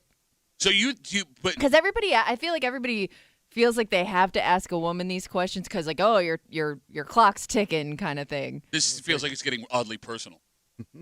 Well, no, but I'm saying, like, I think women in their 20s get the same. I don't think it's unique to somebody of a certain age. I Okay. think that you the second you go off into the world, like the first thing you get, when are you going to get married? When are you going to have kids? All the questions revolve around your future with a family, But it more doesn't so work than for- like how's work going for you? Okay. As a businessman, it's a bad business plan because a chick can just go grab a guy for the holidays and just pull this off Yeah, but that without paying $600. guy is going to expect things out of that. Yeah. And just paying, it's like Charlie Sheen when he got caught paying for prostitutes as a Hollywood star. They asked him, why do you pay them for sex? And he goes, I pay them to go away. But we also, but we know guys that are chumps. Well, this sounds like the beginning of a holiday movie, you know? Like, No, let's pretend to be each other's significant others. Oh, we're in love now. There are several holiday movies that actually have that exact plot. No, but I mean, look, to your point. We know some chumps, bro. And that's just it. Like, that would do this, thinking there was a payoff, and they just cast them aside. But not even that. Like, this is a pathetic thing to do, but men do pathetic things to get out of awkward situations. Yeah. I don't know many women in my life, Kimmy, that did something even close to this pathetic. Like, I feel like women would be above doing this. Probably. I think they would definitely be more skeptical of it, too, because you don't know just safety-wise who this man is. Oh, true. You know, he's a complete stranger. Sure. I would also worry with a guy hiring a woman to do this. He's gonna actually think she's in love with him. Well, that's what he was saying. Oh, sorry, I might have been on the phone. No, but I mean, let's go down go down that road. I mean, no. What do you mean? No? Come on, like she sells it a little too hard. We know guys. It doesn't take much. No, I know we know guys that would do this. I don't know if I know anybody that would walk out of there thinking, "Man, I think she's really into me."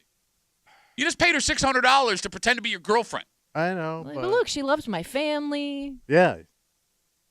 She knows I have money. You're desperate. You're lonely. I could save her. I could save her from this lifestyle. Shelly writes us on Instagram. What happens once you start showing up in pictures on Facebook and Instagram and everybody's like, wait a minute, I thought that was your girlfriend. Yeah. No, I thought that was your girlfriend. She's going to be in everyone's family photos and everyone's going to start to wonder. Well, just don't share her Facebook. And think if you have, let's say you have younger cousins, other people in the family, like they're going to want to look up this person's social media. I'm not on social media. You don't think that on just one? Yeah. I would not have that much interest. 100%. Okay, bro. We do that to people we know. In literally, but no, like we'll hear someone's name, one tidbit about him, and we're like, are they on Instagram? And we're on him in the room. Yeah, I mean, she's right. All right. But it would just be as simple as I'm not on social media. I don't do social media. But what if you find her? I don't know. I'm off the grid. Because you know how all of a sudden you'll get recommended for you friends and stuff. And I don't know how that whole algorithm works, but it is always people that I've been around recently for some reason. All right, to that point. Yeah. If you pay for a partner to come and pretend to be your boyfriend or girlfriend at Christmas or Thanksgiving or whatever, and it gets found out that you paid them. Yeah. You will be the most pathetic family member for the rest of that family. Show up to family events after that. They will talk about you for generations. Like you will be like, oh, do you remember old Cal? 3 generations. The Thanksgiving of '06 paid for a girlfriend. Kissed him on the cheek. I just can't imagine. Like, if I was going to do this, right, I would just go find a prostitute. I'd find a hook to do it because then I get laid at the end. You're going to bring a prostitute to your family I'm not going to present her that way. Same scenario. Okay. But she's a hook. So again, I can we're have going holiday movie here. Maybe not so much holiday movie, but rom-com, Pretty Women style. But I have a little fun at the end. It probably costs you about the same. Yeah, but here's the thing. What? I mean, your family's used to a prostitute at Christmas dinner, right? On account of your mom being there. Give me that turkey wasn't the only thing getting stuffed. I'm just saying. Yeah, I got it. Okay, it's your mom. Let me ask you this. Because you're a well-dressed older man. Well, thank you. Right? Suave, some would say. Dynamite platform bowling shoes this morning. Would you take money to pretend to be a woman's partner? Well, yeah. Why not? If I was single? Okay, but I mean, like... Yeah, but you hate these types of interactions. Yeah, but I was also broke. No, I'm talking... No, he's talking let's say now. single now. Yeah. Oh, no. No, my old ass. No, I mean, look, you would You're actually... dressed like you're about to show up to a holiday party. Every single day you are dressed for a holiday party. But no, let's say, like, you never met your wife. You're still single now, just as pathetic as you were, right? You can converse. You're pretty good at that, right? I mean, you're not going to be too good looking for any woman. She offers you $600. You got to hang out for 6 hours, kiss her on the cheek, help, talk bro stuff with her, brothers and cousins and stuff. Would you think about it? I guess so. It's $600. I mean, this woman probably wouldn't be very attractive. No, because she's paying you to come with her. So what if she wants it afterwards? Would you give it? Yeah, but there's going to be a charge. Oh, you think that you can charge a woman for sex? You think that you can charge a woman for sex? Tommy Gigolo. I would have to gigolo her ass. Bro. And I got a menu. Okay. Really? Yeah. All right, so what are our prices? Just a little mouth action. $100. $100 my ass. You and Uncle Tommy downstairs, $250. Oh, wait, you meant mouth action? Is it like kissing? Yeah. Just standard. Oh, that foreplay. Wait a minute. Oh, wait. You said downstairs. Okay, define downstairs. I go downstairs. Uh-huh. $250. Okay. And then after that, if you want, porking, Yeah. $3. Kimmy, as you were on the phone, Tommy started laying I'm out not his done. Is this what he thinks he's worth? I'm not done. for sex. Go ahead. If you want the service entrance, $500. Why would they want that? She may be into it. According to you, some chicks like it. Some are. They're not going to pay you $500 For to backdoor get it. action. So You just use a plunger. It's got more personality. So we started at 100. We end up around by the right pipe for 500. All right. So I'm always very careful on this show, knowing that I think I did that nice. Well, no. I'm not talking about the way you said it. I'm saying with statements and things. I'm fully aware that anything I say can be wrong. But for the first time in the history of the break room, I am positive, I could say with definitive certainty, there is not a woman on this planet that would pay you a cent for any sexual favor. For a little $250 munch. No. You think that you're worth $250 going downstairs. I'm clean. I'm clean cut. I'm always shaved, so you're not going to get any, thigh whisker burns or anything. Isn't that drink that Conor McGregor sells? Thigh whisker burns. Yeah, I don't really know what you're bringing to the table, My period, tongue. because My love tongue. you're by the not way- even I don't even see you as being able to fake companionship well. I got slender fingers. I'm actually a pretty nice little ride. I'm like a dirty little moped. 252. Take a ride. Stop. I'll pay you to stop this conversation. You ain't going to want to stop. Oh. Well, if it hurts. Okay, for God's sakes. Okay. I'll go with the plunger. Teddy's got the last word on CMF. Hey, Teddy, how are you, buddy? Good morning. Hey, I'm just curious. What is the point of being honest to your family instead of spending money for nothing? So you're saying honesty is the better policy to show up single and say, yeah, I got nothing going on. Absolutely. Okay. Now, Teddy, you got a couple of kids. They're both married, right? Yes. Okay. At what age did your kids get married? 29 Okay. and 32. All right, 29 and 32. So were there holidays where they would show up single and you'd be like, hey, what's the deal here? What's going on? When's things going to start moving along? Okay. No, I'm asking, had you done that before? No, we always come together with family. We never have any concern about if you have girlfriend or boyfriend Okay. before they got married. Well, look, that's the right way to be, Teddy. And I get why someone who wouldn't be concerned about something like that would look at this story and go, like, that's insane. But Kimmy, Yeah, I mean, there's always at least one family member who's yeah. like, hey, grandma's going to die soon. When's the wedding coming? Okay. Better get it in soon. Okay, based on the Tommy explanation earlier, what he said, pay $250. I have some kind of opinion about Tommy. Tommy said that prostitute that means prepaid. Is that correct, Tommy? And then the Prepaid. girlfriend is Yeah, postpaid, yeah. and the wife is all free. okay, so you're saying just marry someone and it doesn't. No, wife is not free. Wife costs you your life. Yeah. If it doesn't work out, wife costs you half your stuff, Ted. Yeah. She'd at have least. to agree to it. Unlimited. All right, unlimited. That is not all free. Teddy, thanks for the call. What the hell is he I talking don't think he understands how marriage works. Maybe we don't understand how Yeah. marriage Maybe. All right, let's take a break. And again, I would like to deeply apologize for all of you having to imagine a woman handing cash to Tommy to do things that he couldn't do to women for free when he was single. All right, so you know, we get you a good girlfriend, boyfriend, husband, wife. What's that? High-end Christmas gift. Oh, yeah. And this would be a high-end Christmas gift because according to experts, industry experts, right now is the best time to buy this. You might want to do it. And they even suggest that a Christmas gift of this would be fantastic. Wow. Which is insane because you see it in commercials. You've never seen it in real life. Okay. Because if you saw it in real life, you would also watch that person go through a divorce. How would you make this decision without your partner? Oh. We'll get into it next here in the break room on CMF.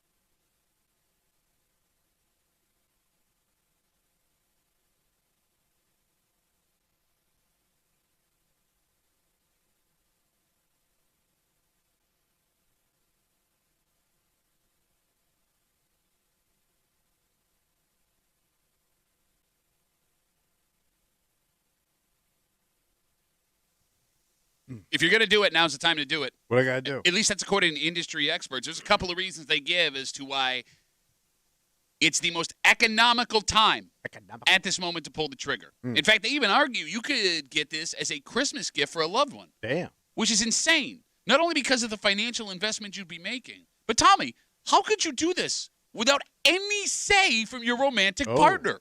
So it's a big purchase. One of the biggest you can make.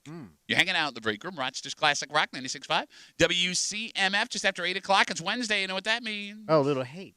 Men don't know how to date anymore. This according to a woman off of a story that she heard on our show that we just briefly touched on that really bothered you. Yeah. So I'm not sure if you're going to be on her side. I don't know either. Or if you're going to blast it back against her. I'm a good date. Yeah, no, it's only going to cost me $250 for what I'm looking for.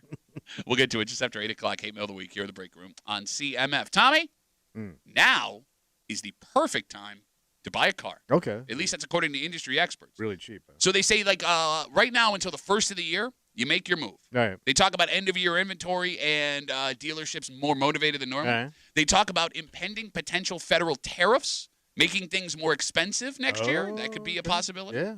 And they go as far as to say the deals could be so good, you might want to think about giving a car as a Christmas gift. As a surprise. Surprise! Like when I see those Mercedes ads with the wife walks outside and there's a bow. Big old bow on top. $125,000 automobile that she did not know she was getting. Yep, those. And you use Mercedes, and those are the ones you remember. I think every car dealer, They all do it now. they've done it. At least in the last 15 years, there's been a big red bow on one of their cars in a driveway. Tommy, if you bought your wife a car for Christmas. And didn't tell her. Yes, what do you think her reaction would be? Take it back. First of all, you're insane. Like, that's so much money I didn't talk to you about. Thank you, right? Thank you. Well, and I don't know a single person that doesn't want to pick out their own car. Right. You know what I mean? Like, even if you kind of have an idea of what she wants, well, there's like 10 options for whatever is on her list of what she expects in a vehicle. New like stuff. Yeah, she's gonna want to drive it around. She's gonna want to see what's out there. I don't know a single person that would be like, I guess perfectly happy with whatever was in their driveway. So my father could have pulled this off. Buying his wife a car. Oh yeah, because my father bought the cars in the family. And my mother didn't have a say what she drove. Okay. My father goes, "You're gonna drive this. I'm gonna drive that." Okay. And no say. So he could have pulled this move and just I bought you a car. All right, Kimmy, so you're telling me that if your husband came home with a BMW for you tomorrow. Well, I mean, that's nicer than what I drive. Okay, wow, she changed her tune pretty quick, didn't she? Hey, look at that. Oh, I mean, if it's like... yeah, want it. Yeah, it would have to be that level. Yeah, though, but car. I mean, to your point, it would have to be something so nice that I would actually, but I would wonder, like, hey, where's this money coming from? I would have some questions. Yeah, let's say I replaced her car with pretty much the same car she's driving, but new. Yeah. Not that great of a gift. Well, I mean, we were going to probably have to buy a new car eventually anyway. Okay. So where's the gift part? I don't know. Has anyone ever done this in real life? 252 Well, I'm sure WCMF, people have done it 252 like for their kids. I mean, I remember kids growing up and getting that for their birthday That's or an a-hole something. kid. It is an a-hole kid, But it exists. counterpoint to that, I have the ability to talk with my spouse about the investment, Yeah, right? it's So group buy. exactly. Right. I'm not making that decision on my own. I'm talking that you wake up, birthday, Christmas, whatever. Yeah. I'm And- going to Big grab old- $20,000-$30,000 and buy a new car. Yeah, and I'm not going to talk to you about Right. what we're spending. I'm going to finance it, figure it all out, sign the papers, drive it home. Outside of like Ben Affleck and J-Lo, there's no way anyone in real life has ever done this, which is funny because they keep making those commercials. Yes. So that means either somebody has done this before or they're completely unplugged from what people are actually buying folks for Christmas. Or Yeah. you're going with your spouse to the dealership. But then I it's guess not a that would surprise. really be It's not the really a gift. yeah, Boo. yeah. But to Pat's point, like yeah. that the ad is she wakes up in the morning. Yep. There's a brand new car out there. It's and she had snowing. It's no like that idea. magical snowfall. Yeah. It's completely clean. Yeah. Can I How ask did a this happen? Can I ask a second question? Yeah. Because first of all, you're right. It's clean in the snow. They got it there Yeah. with the salt and they washed it and then it didn't freeze when they got it there. How did you get that car in the driveway without noticing? Yeah. Did you sneak out in the middle of the night? Get the big bow on top. And what happened to the car they were driving before? Thank you. Right? And like, let's say they dropped it off on like, what do you call them things? You put the car on it. You drive it around. Flatbed. There you go. You Thank you. Like had tow truck. somebody do it for you. Somebody else would have to be in on it. No, but Be quiet. your wife's not going to Especially if you have a ring cam.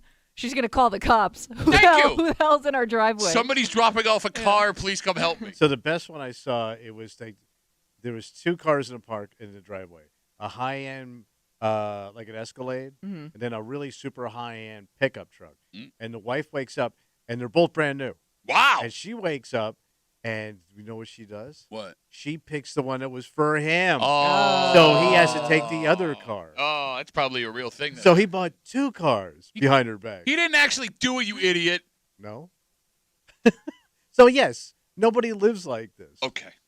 You know, here's the other thing, too, What? as we're talking about the idea that, again, when there was a story yesterday, if you're going to buy a car, you should buy it before the first of the year. They talk about end-of-year deals. They talk about potential tariffs on foreign goods, making the cars more expensive next year. They say the safe thing to do is buy it now. They even suggest using it as a Christmas gift, right? The fight you would have with your spouse is one thing. Mm-hmm. Also, keep in mind, if you were to actually pull this move, Mhm. every one of your neighbors would hate you for the rest of your life. Because there is no way anyone in that neighborhood is going to be able to pull that move, and you just made them look like giant pieces of crap that don't love their spouses, absolutely. right? Yeah. So it's not just affecting life inside the home, it's affecting life outside the home, and it also makes you look like a douche, because that's a showy gift. It's about as showy as yeah. it gets. Because Thank you have to bring the whole family out to look at it. Oh too. yeah. Oh, my God, you bought me a car! And you're definitely keeping that bow on it until you drive it for the first time. Do they really sell the car bows? They you gotta. know they do. They gotta. You don't think there's a business where you can buy carbos? Well, no, because for there to be a business to buy carbos, there needs to be a use for carbos, and nobody's buying their spouses. No, but think about when you give your kid one, Sweet 16, crap like that. You graduated college. Again, I don't think that happens as often as you think it does. I bet you it probably doesn't, but I bet you there's a market for it. What does a carbo cost then? According to Google, a lot. What do we got? A carbo. So they're like those giant bows. Some of these aren't even as big as you're imagining. All right. And like for instance, this one's $98. Well, I guess when you're buying a whole car. A bigger one is in the hundreds, 120, 160. Well, you need a big bow so it looks cool. Okay, here's the thing, man. Like Go big bow or go home. there's a point in everyone's life where you're going to feel a couple of times like a big old sucker. Mhm. If you're spending $300 on a bow to go in a brand new car that you bought for someone as a surprise, you're a sucker. How about the gift tag you got to put on there too? To mom. Here you go, mom. All right, let's take a break. It's Wednesday. It's 8 o'clock. You know what that means. So we're going to hate it on. Hate on. Hate on? What are we doing? USC now? Yeah. Is that- You're going to fight on! As we talk about relationships, it's been a relationship show today. We had a story that we briefly touched on for like 10 minutes 2 weeks ago about a surprising revelation from the majority of women in America. Because there was a belief, Tommy, that you had to really impress a woman on the first date to get her to come around to liking you. Yeah.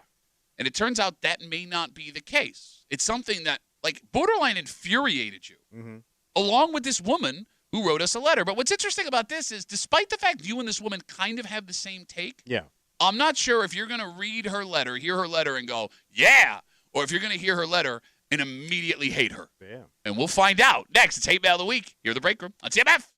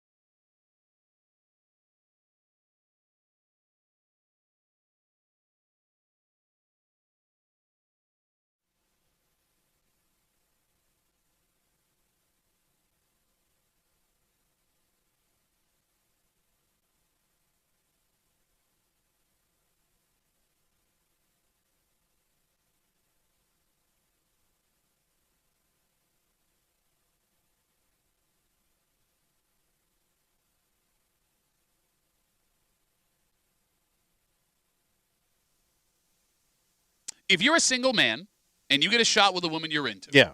you want to impress her. Yes. Take her out, show her the night of her life. Mm-hmm. At least that's the way we men thought we should Yeah, do be it. smooth. Well, some info we got 2 weeks ago suggests that as men, we've been actually doing it wrong. Oh, my goodness. And Tommy, you did not agree with this No, when we found out. It don't work. And you're not the only one. Because according to this letter we have in front of us, men have given up the art of wooing a woman. The art of seduction. I wish you could see what you look like when I you know what say I look that. like. I wish you could see. A seducer. It's Wednesday. It's 8 o'clock. It's time for Hate Mail of the Week. You're hanging out in the break room. Rochester's Classic Rock 96.5, WCMF. And about 2 weeks ago, we shared with you a study on dating. And one of the specific points of this study What did I say? told us that almost 7 in 10 women would be totally fine with fast food on a first date. No five-star restaurant, no high-end bar, a simple burger and fries, and they are cool with it. And Tommy, when I told you this, your head almost exploded. Yes. Why? Because what are you dating? A slob? She's going to get fries and a burger all over her face? It's what you wanted. Kimmy, you heard this and you were like, you completely understood it. I thought like it's a perfect casual first meeting with this person because you can either commit and go on and do something else, or you could be like, all right, that was a fun, quick meal, but I'm not interested. Well, wouldn't you like to Goodbye. be pampered a little bit? Wouldn't you like to get something out of the norm? You Maybe can have a on the burger and fries on a But here's any the night. thing, though. I don't want that if I immediately know I'm not interested in you. But see, she's already backing out of the date before So she even most meets people, the guy. most people, when you first meet them, I think you can kind of tell with like the first conversation if it's gonna go somewhere. It's called a vibe. All right. It's a vibe. But you're talking about meeting for a cup of coffee. Yeah, something. now like, we're gonna but that's go what out I on mean, a- like but something that's more not the date. casual. But let's say you meet a guy and you have a cup of coffee. Mm. And Yeah, good guy. yeah. Now he's gonna take you out on a date. Like he's gonna pick you up. Yeah. He's gonna do it proper. Pick you up.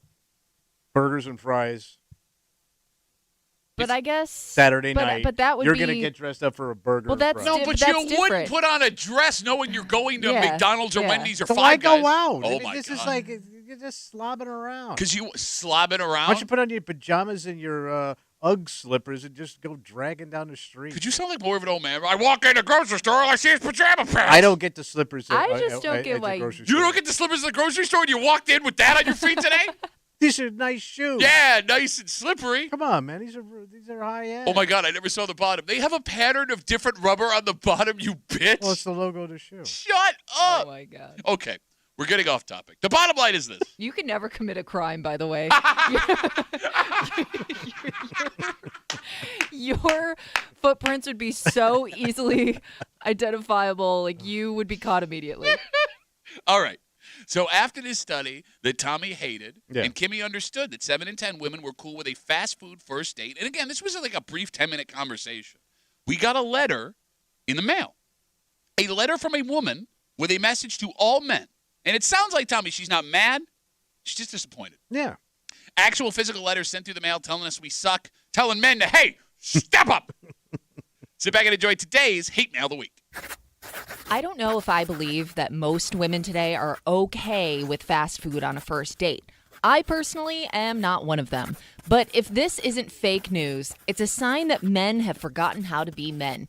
They've lost sight of the fact that they are the providers, and every date they take a woman on is an opportunity to prove their worth to the woman that they're after.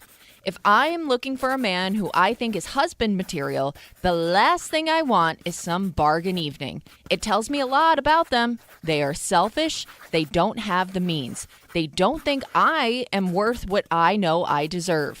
Your first date, really the first 6 months of dating, is a window into what life will be. And if that's the life you have planned for us, well, then I'm not interested. There's a time and place for fast food, but not in this situation. And if that's a man's first thought for a first date, well, that isn't much of a man at all. Ooh. Sincerely, Lisa. Sissy boy. Okay, so first of all, great attitude read on that, Kimmy. That was dynamite. You crushed it there. Thank you. Do you agree with Lisa? Oh, yeah.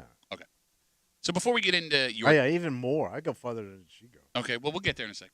I think it's important to point out after that letter and you ready to go further, the number we shared with you, 7 in 10 women were cool with fast food on a first date. That was from women. Right? That was from women. Women said Yeah. that they were cool with fast food on a first date. When men in this study were asked the same question, only about half said it was okay. So this isn't guys trying to sell women on, hey, just have a burger and fries and shut up. Right. This is the ladies giving their opinion. Saying, don't try so hard. Exactly. So right off the bat, her letter is kind of like, okay, it doesn't make sense. But going further, Yeah. we should dive a little bit deeper into what Lisa writes. Because Okay. Tommy, tell you what, you said you wanted to take. I No, want to no, hear. no, no, no, you go. No. I just think if I meet a woman that's, first of all, I don't want to see a woman eating fast food in front of me. It's not ladylike. Okay. It's not feminine. Okay. Elbows on the table, ketchup on the corner of your mouth, munching on fries and a burger. It's not very appealing. And it also tells me that eventually you're going to blow chubbly on me if we go long term because you're not going to maintain your figure. My God. So no fast food for you then, huh? I don't want to see it right up front. I don't want to see how the sausage is made. You don't want I to wanna see who the person is right up front, according to you? Manhandle your food. Yeah, well, you're weird No about... utensils on a first Even if date. you took her to a nice restaurant, you'd still judge what she ordered. Oh, yeah. Absolutely. If you don't order a feminine meal, I don't know how I'm you turned off. So like can any be so picky. a feminine meal. So you guys are ordering the same thing then? That'd be nice. Okay. Tommy. Yeah. Lisa says in this letter that a first date is a glimpse into the life a man will provide for you. Is that true? I think so. No, it's No, not. I think you not. idiot. I think You it shows- lying ass idiot. No, it You shows put you'll up step a up. front in your little turtleneck and Italian socks, because that is not who you are up front. I think it shows that you'll step up when it's time to step up. Tommy, That says a lot False. about a guy. False.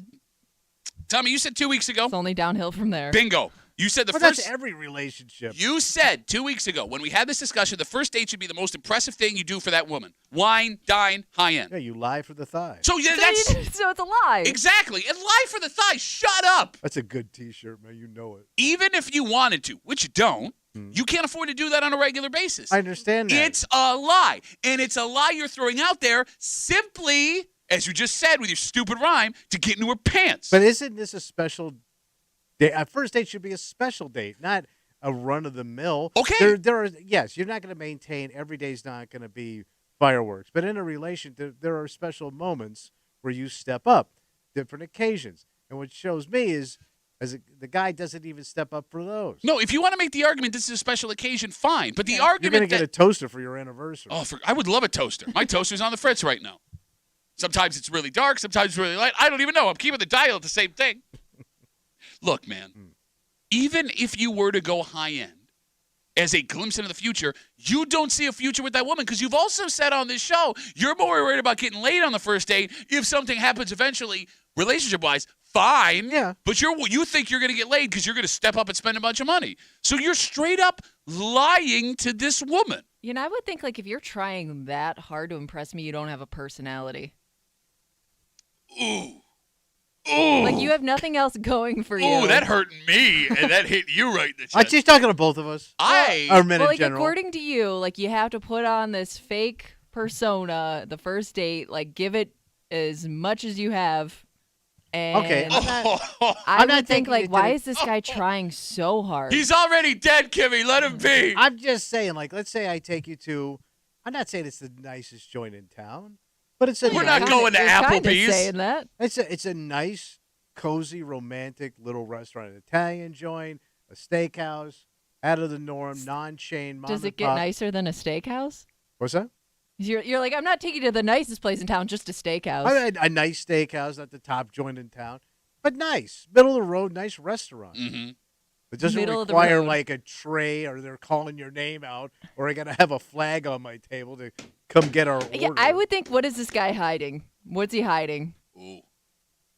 He's trying to be nice. I love how a woman is telling you what women are into, and you are arguing You're with her. doing that much up front before you've even met me.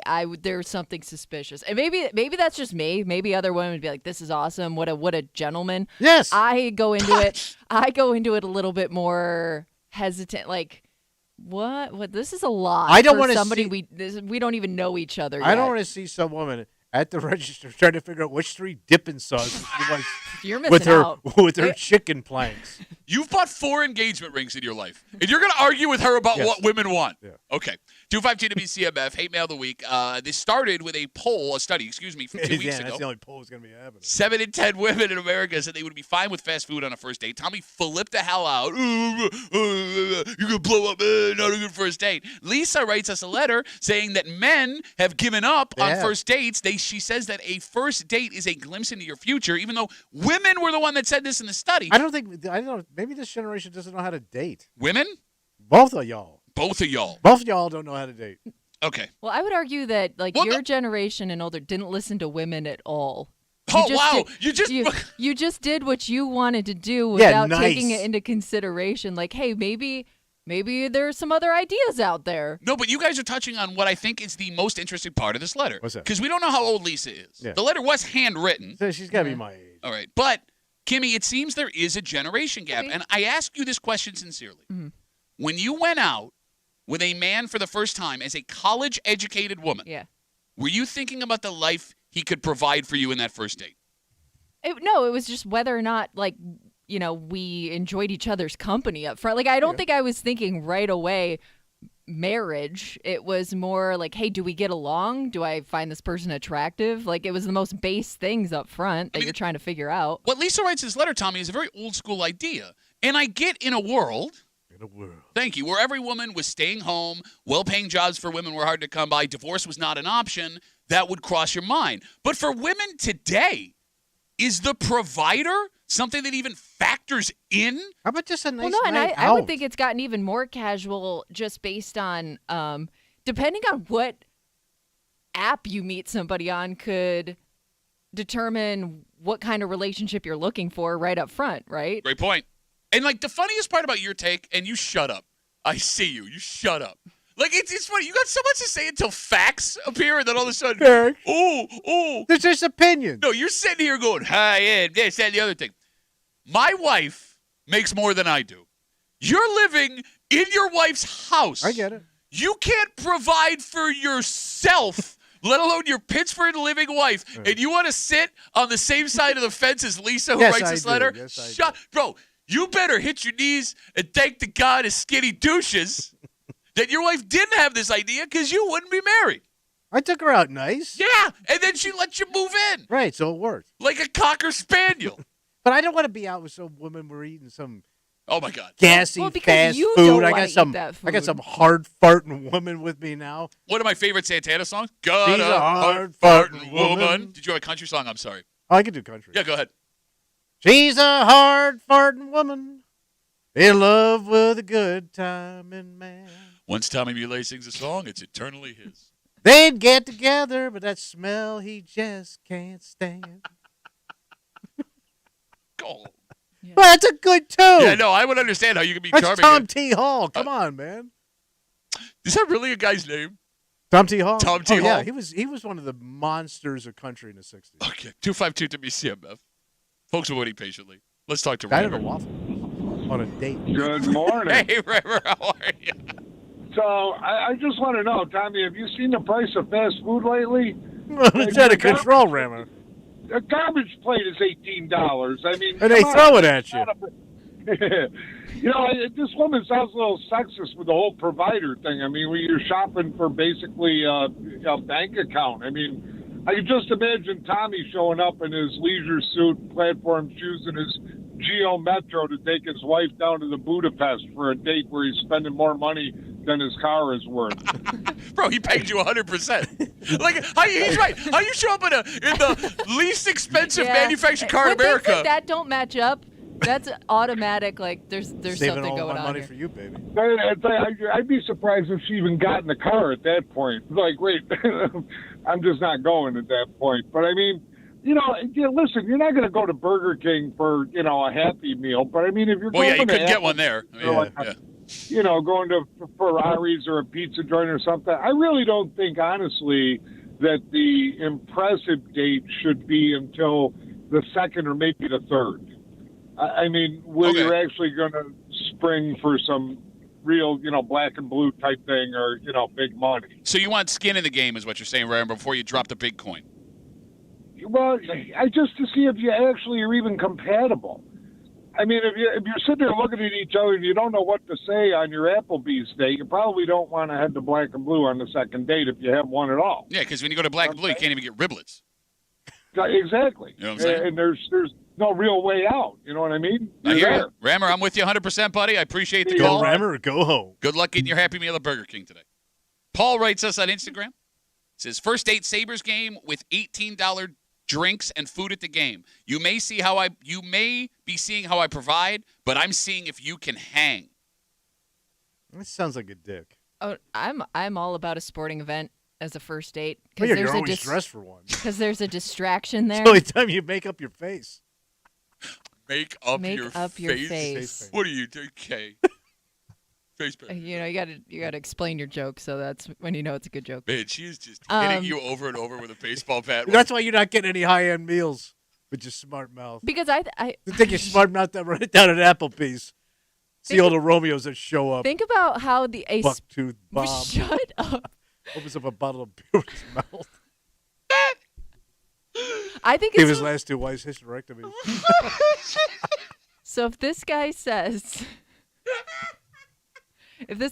he's judging whether or not she can hang, she's also judging whether or not he's a psychopath. Because, like, if you're a true fan of some of these teams, like, the worst in you can come out really quickly. Yeah, no, and she's right. You're gonna you may expose some things that you don't mean to. Yeah.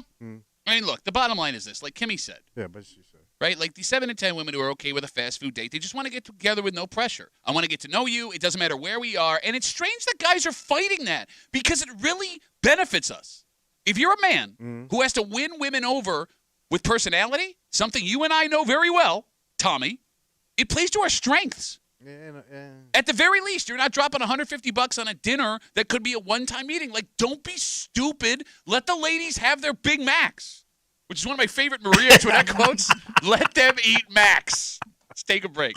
Speaking of eating. Yeah, we do. Well, you know, it's funny. We're having all these discussions, and we're talking about restaurants, fast food, or nice that are offering you multiple different things. Yeah. What if I told you there is a phenomenon's the wrong word, I guess a trend? Yeah. Of a type of restaurant that had not really existed in Rochester before, because this is not a place you sit down and have a meal. Yeah, what do you do? This is a part of a meal. Oh. But these places are so good that people are leaving where they're having dinner to go get this second, third course somewhere else. Oh, wow. And we'll get to it next here at the break room on CMF.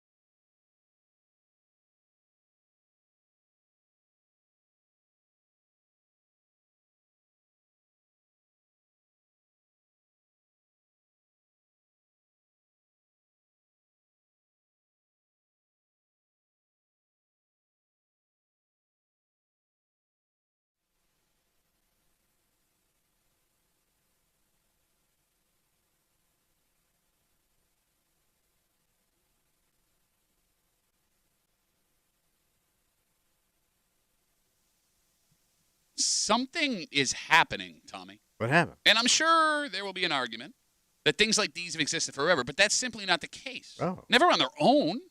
And you'd have to have something so good at these businesses that I'm willing to make a stop just for something like this on my way home from a place that also offers this. So I bet theirs is so much better.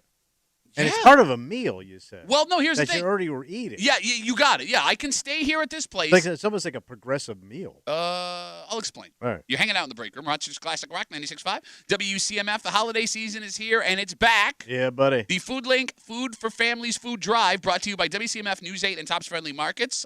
We have all, again, partnered to benefit Food Link. And this Friday, Yep. you can stop by the Tops Friendly Markets on Mount Reed in Greece, drop off non-perishable items or cash donations throughout the day. But if that's a little too much work for you, then I understand. We're busy people. What do you do? You can purchase little brown bags of hope for either $5, $10, or $20 at any neighborhood Tops Friendly Markets through December 24th online at topsmarket.com/littlebrownbags. And again, just to reiterate, because Tommy did not understand this the first year we did it, you don't take the bag home.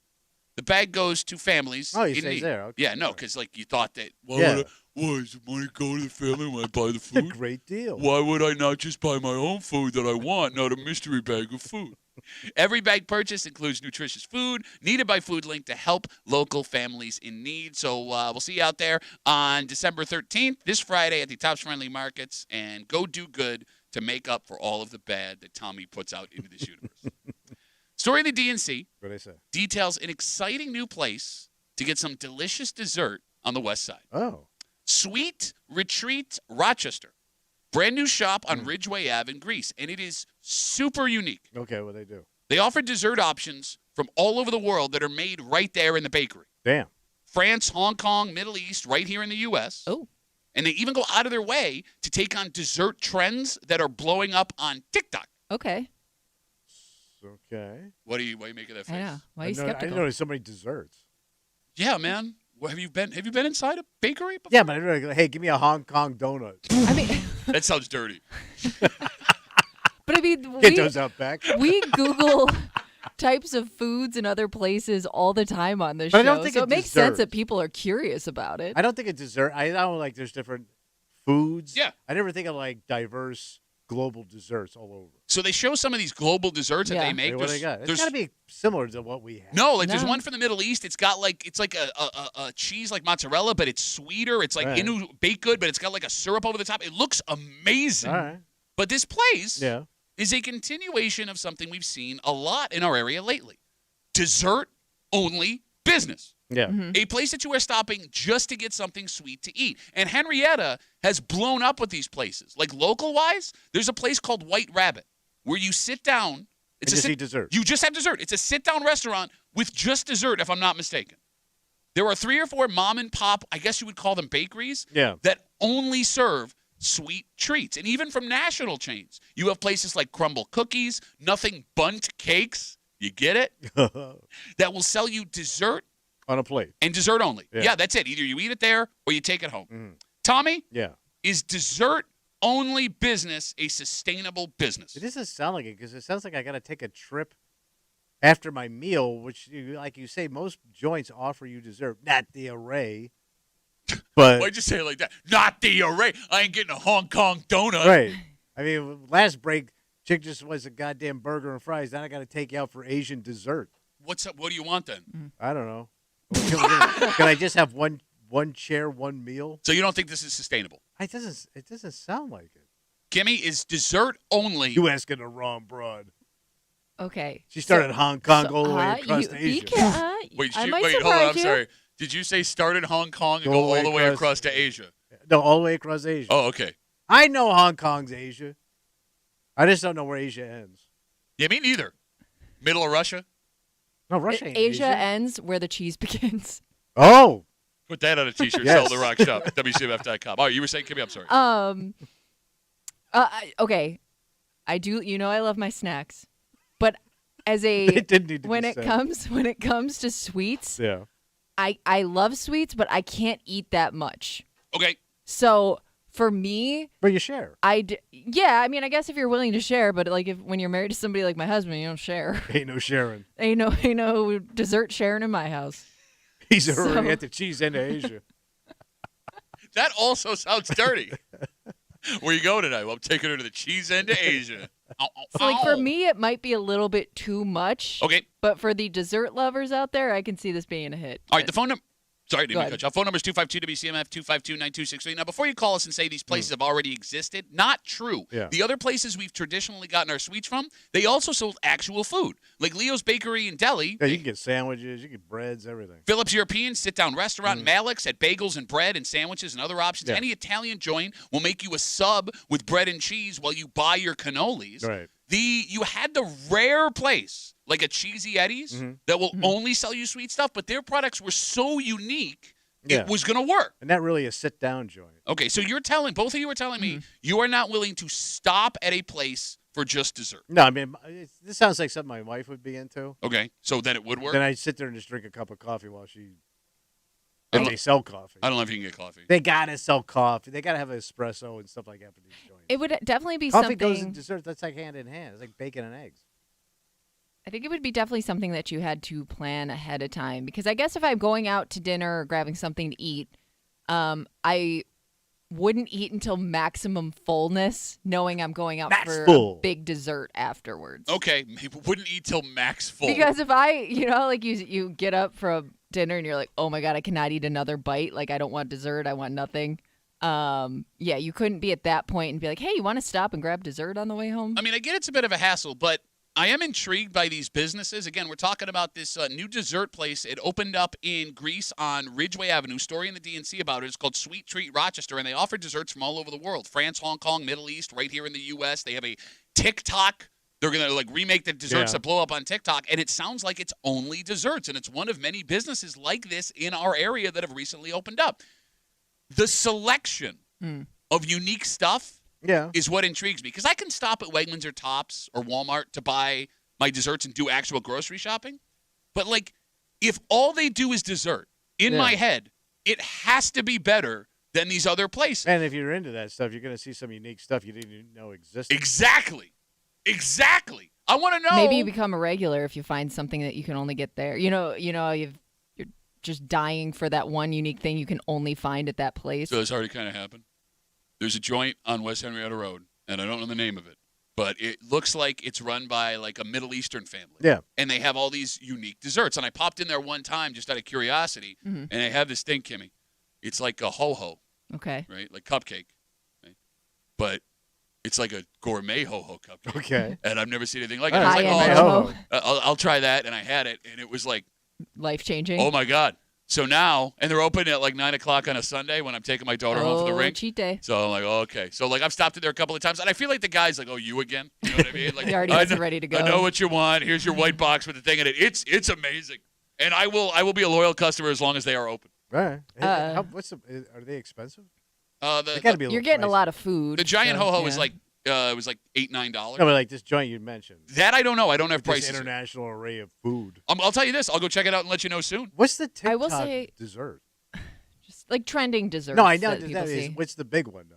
I Is don't there know. one that's hanging? Not Yeah. sure So right now. actually, yeah, there is one that they discuss in this story on the DNC. Apparently, it is a candy bar from some Middle Eastern country that is super unique that they were making in this place. Wow. And it was such a unique candy bar that folks were ordering it and filming themselves opening it and posting it on social media, and those videos blew up. All right. So I have noticed an increased interest lately in snacks that you can't find here, because Yeah. there's that store at Eastview that you sells go to them. There's also this Oh, you've been there before? Yeah, you There's- talked about that. Yeah, it's where I found the cinnamon roll Oreos. Oh my god! there's also this subscription box that you can apply for, and they send you I love how every you say apply like Well, they're I going to don't- deny you. It comes You- with a diabetic group. but every month you get sent desserts from around the world. So I guess there is a market for it. My kids love that Yeah. foreign snack place. Yeah, I guess there's Unique certain flavors countries- and stuff. I guess there's just certain countries I never think they're into dessert. Like they have their own dessert. Every country has desserts. I know, but I always figured We they're stole standard. stuff from them, if anything. I'm sure we did, but I would think the Middle East because it's so hot, you're eating dessert. Well, but you're assuming dessert is cold. When I'm hot, I don't want dessert. Okay. You Like, don't I'm want in the dessert. desert, man. I'm gonna sand blowing. I'll eat cake with sand blowing around me. I don't care. Give me cake. It gets in a cake. There's never a wrong time for cake. Never had sand cake? How you know it's not delicious? I never had sand cake. We did get a tweet from Aaron who says, dessert only is totally sustainable, easy date night for married people who only have babysitters for a couple hours. Okay, but here's the thing. I can't just eat dessert, though. I need to Well, have maybe you ate dinner with the family. And you know what I mean? And I'm going out for dessert. Okay, Yeah. all right, I don't hate that. Right. Look, going down, Aaron, was it? Aaron, yeah. Aaron, the one that really blows my mind of all of these businesses we're talking about is that joint White Rabbit in Henrietta. Have either of you been? No. Okay, so the way I understand it, it is a sit-down restaurant that will only serve you dessert. Okay. And like a lot of the desserts they sell are like a show. Yeah, Oh. they're huge, right? And like you pour Yeah. something on it and something appears or like So they kind of do it in front of you? yeah, a like little bit? flames happen. It's like, Right. yeah, I mean, these are some of the pictures I've seen people I've heard that have gone. But like what blows my mind about that is if I'm not going out for just dessert, that means I would have to go to a restaurant, sit down, Yes. have a date, get up from a place that has dessert, leave, That's what I'm saying. That's a lot of work. sit down there. Because, like, Yeah. I mean, I think It there's really adds to the night.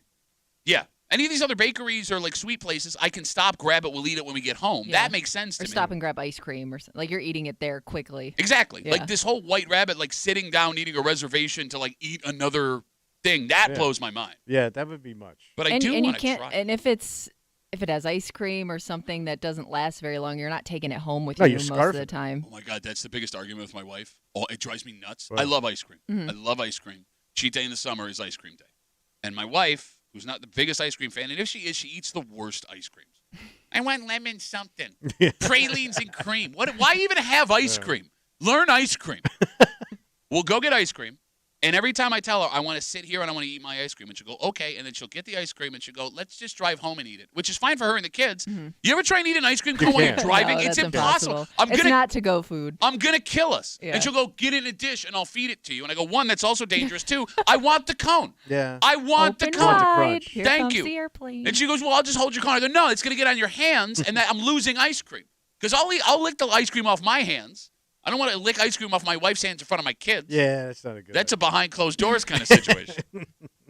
You know, I do feel like these dessert-only places are popping up because maybe the people who made desserts in our lives in the past aren't around to do it anymore. Okay, maybe it's a dying art. Well, like I mean, a homemade art. well, look, baking is tough. It takes years to master. And we did talk like 2 weeks ago before Thanksgiving about how baking seems to have skipped a generation, Yeah. right? Like Kimmy, our grandmothers did it, Yeah. didn't really pass it down to our mothers, but all of a sudden the Gen Zers are getting back into it. Yeah.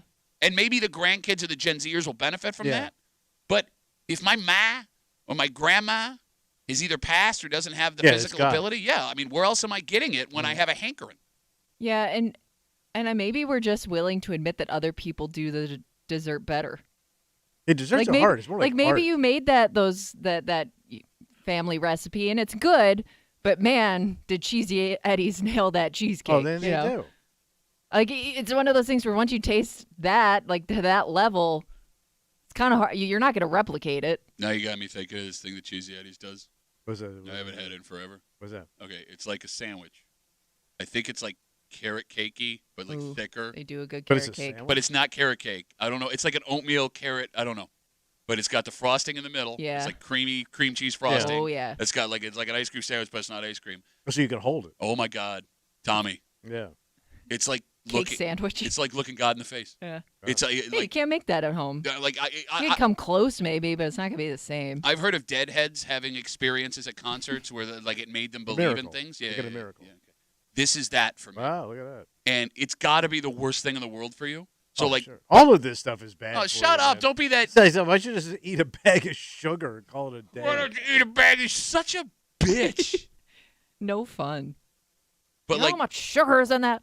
like I find myself driving down Jefferson Road like 2 or 3 times a You're going to week be bouncing off the walls. past the Cheesy Eddie's in the regional market, and like I can hear them calling to me. Yeah. Pat, it's creepy. Before we move on, Elijah writes us on Twitter, Duffy, deep down inside, you're still a fat kid. Quote, I'm losing ice cream dripping on my hand. Put that on a shirt, sell it in the rock shop. Let's take a break. All right. You know what we thought? What's that? We thought we were out of the game show game here in Rochester. We thought after that miracle run of that gentleman from Henrietta, Oh, yeah, Gotta be a little you got the while, boot. right? Yeah. guess what? Who? We're back, baby. Wait, We are so back. another Rochester person. We have apparently a deep bench of game Going show. on a run. Yeah, Kimmy, we are going on a run because this will be back-to-back weeks, different show, but still a classic. Yeah. But we're going to turn on and cheer for now a woman that's trying to make us proud. And here's the thing. She's only got a one-and-done opportunity. Oh, okay. We'll get into it next here in the break room on 96.5 WCMF. But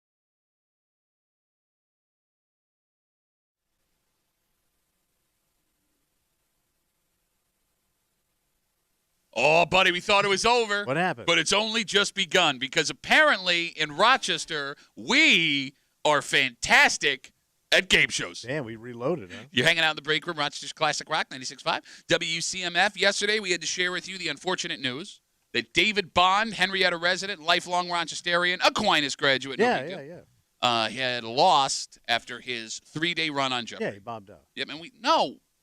He won 2. Yeah. I'm not going to have this argument at the same time. Okay, great. So, unfortunately, if you're a game show person, That's it. We had our run. yep, there wasn't anyone local you get to see. Until now. What you got? A woman, and I apologize deeply. Her name is Kemi Akindude, I think. Akindude? I'm guessing. If I got it wrong, I'm very sorry. She will be appearing Friday on Wheel of Fortune. Oh, Wheel of Fortune. Sorry, I didn't know we were doing that. That's I just okay. got excited. All right. okay. That's a good one. That's all you got? Is that Drew Carey, right? No, that's No. Price is Right, you dumbass. Wheel of Fortune is now Ryan Seacrest. Yep. Ah, okay. The crest will be out there. All right. Let me ask you a question. Yeah. Wheel of Fortune. Well, I know. No, you're going to choose Wheel of Fortune because you're an idiot. You don't want to go on Jeopardy. What? You know, Wheel of Fortune or Jeopardy. Which one would I rather go on? Yeah. Well, Jeopardy. Wait, what? It's the I gold didn't see standard. that Of, coming. No, but you're going to fail miserably because Yeah. you're dumb. yeah, but I also can't spell. Oh, good point.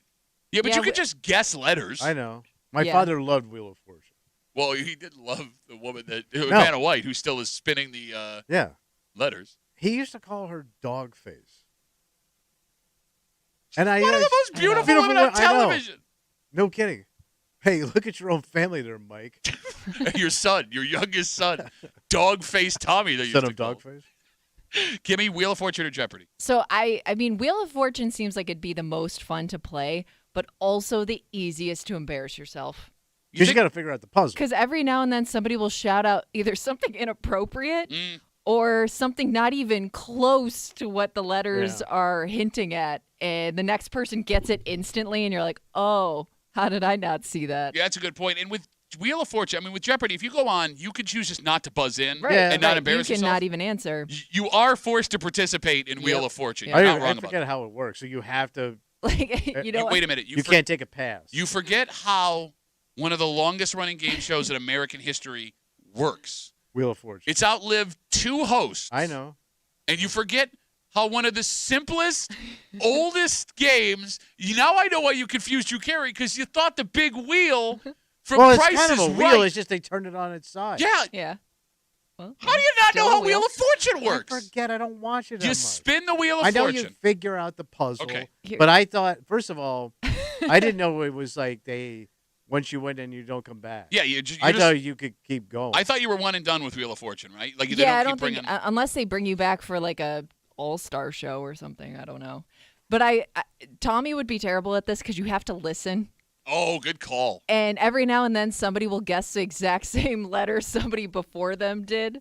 So what And that happened? would absolutely be you every time. So what happens? D. You just look like an no idiot. D's. He spins D. As we just told you, no D's, sir. Wait, no D's? I just solved the puzzle. What is Kimmy? Yeah, I can play. Did you just answer it in the form of a question? He like did. you He's were still playing confused as to Jeopardy? what Jeopardy That's still a was. good joke, It was a man. good joke. You screwed it up, but it was a great joke. You're right. We're talking about this woman from Rochester after David Bond made his run on Jeopardy 3 nights. Kemi Akindude, again, I apologize, will be on Wheel of Fortune Friday at 7 p.m. on CBS. What a great time to be News 8 in Rochester, right? Oh, yeah. Just Oh, throwing locals on. Maybe they made a call. Hey, we need ratings up. Help us out here. I'm going to watch this. I'm so excited. Yeah, 7 o'clock. Yeah, I can do that. You're such an old man. Yeah, I guess I could pencil that in. No, it's cocktail hour. It's good. Okay. It's like a dead zone on TV. There's really nothing on right now. Jeopardy and Wheel of Fortune. Yeah, but I usually don't watch them shows. Really? Why do you say really? I mean, that's your prime television watching hour. Well, usually they Netflix or something like that. They are old man shows, too. Yeah. I mean, like, you know, it's, I know. it's aimed right at you. It's right before Fire Country. Ooh, is that on? You sound like you got bit by the fire. Ooh, Fire Country. Like, that's the other funny thing, man. What's that? Like, you know, with what, like, sitcoms and action shows have become on, like, CBS, NBC, 13, or ABC, right? Like, you see the commercials for them during football games. Yeah. And you always wonder, like, who the hell watches these? We laugh about this all the time. But it's surprising to me that you don't watch them because they are aimed solely at you. I know. All of the shows you loved in the past, they're just redos of those stories. So I always figured those shows were for people that can't afford Netflix. That's an interesting theory. Because like Netflix has all that, but it's grittier, it's better done. You know, it's more real life. How do you know? Yeah. You've never watched Fire Country. I know. You've never watched 911. Yes. You've never watched Chicago fill in first Yes. responder. Doing anything. But maybe those shows also have the Hallmark formula that we've talked about do. before, You're right. where it's kind of the They're same seamless. show, just different characters, and you don't really have to pay attention to it to know what's going on. Like every week, it's another crossover event on Chicago doing everything. Same, yeah. Tonight on Chicago, squatting on the pot. Now, Kimmy, here, I get why you would think that. Yeah. But I can tell you, you're wrong. Because my 12-year-old, my little one, she has become obsessed with the show 911. And Really? It's firefighters, Yeah. 911 operators, and a cop So in Los Angeles. she'll be glued to the television whatever time it comes on at night. I think it's on Netflix. So she's ready for Okay. a nursing home. Well, bro, I told you, she's a 60-year-old woman. Yeah. I'm deeply ashamed. Like, the other things I can handle, right? Like, I'm deeply ashamed that she loves this show because it's the worst written show I've ever seen in my Yeah. life. Because there are times, well, just to spend time with my daughter, I will sit and watch this show. And you think it's formulaic, Kimmy? Yeah. I'm telling you. You do not. How many different ways can there be an emergency Kimmy, in one city? the most ridiculous twists and turns in every episode where there's points where I'm like, I just start laughing and she gets pissed at me. There was a 2-part episode where a woman who's a police officer had to get a murderer who killed her fiance Oh. from a jail cell to Los Angeles because he had a book of a man who was arrested for like little girl stuff. Yeah. You know what I'm saying? It was a Jeffrey Epstein Yeah. episode. Yikes. They put him in a plane because someone's trying to kill him. Someone figures out how to damage the plane to try and crash it. She then has to land the plane. With this guy. It had a hole in it. Both of the Oh, your pilots. dad owned the plane? Both of the pilots become incapacitated. It turns out that she has to like call the 911 operator she works with to like help her What? land it. Well, her you didn't see that coming, her did ya? husband, who's also a firefighter, helps bring her down, and she lands the plane on the freeway. Oh, also, Yeah. the guy that she's trying to bring back gets shot by someone trying to shoot her husband. It's the stupidest thing you've Yeah, I ever could seen. not Right. watch That was 2 hours of my life. I'm never getting back. Let's take a break. that. All right. If you need a police officer, you need first responders if you have a thief. Oh, sure. And we have a story, at least according to police, of a thief. And it's not the typical thief story because it's not often, at least when something's stolen from your home, that you know the perpetrator. But that looks like it's exactly what happened here. But it's not a family member and it's not a friend. Mm-hmm. It's someone else that really complicates things. Because if a friend steals from you, Yeah. you can cut them out of your life. Sure. Same with a family member. But you can't do that with this person. Ooh. We'll get into it next here in the break room on 96.5 WCMF.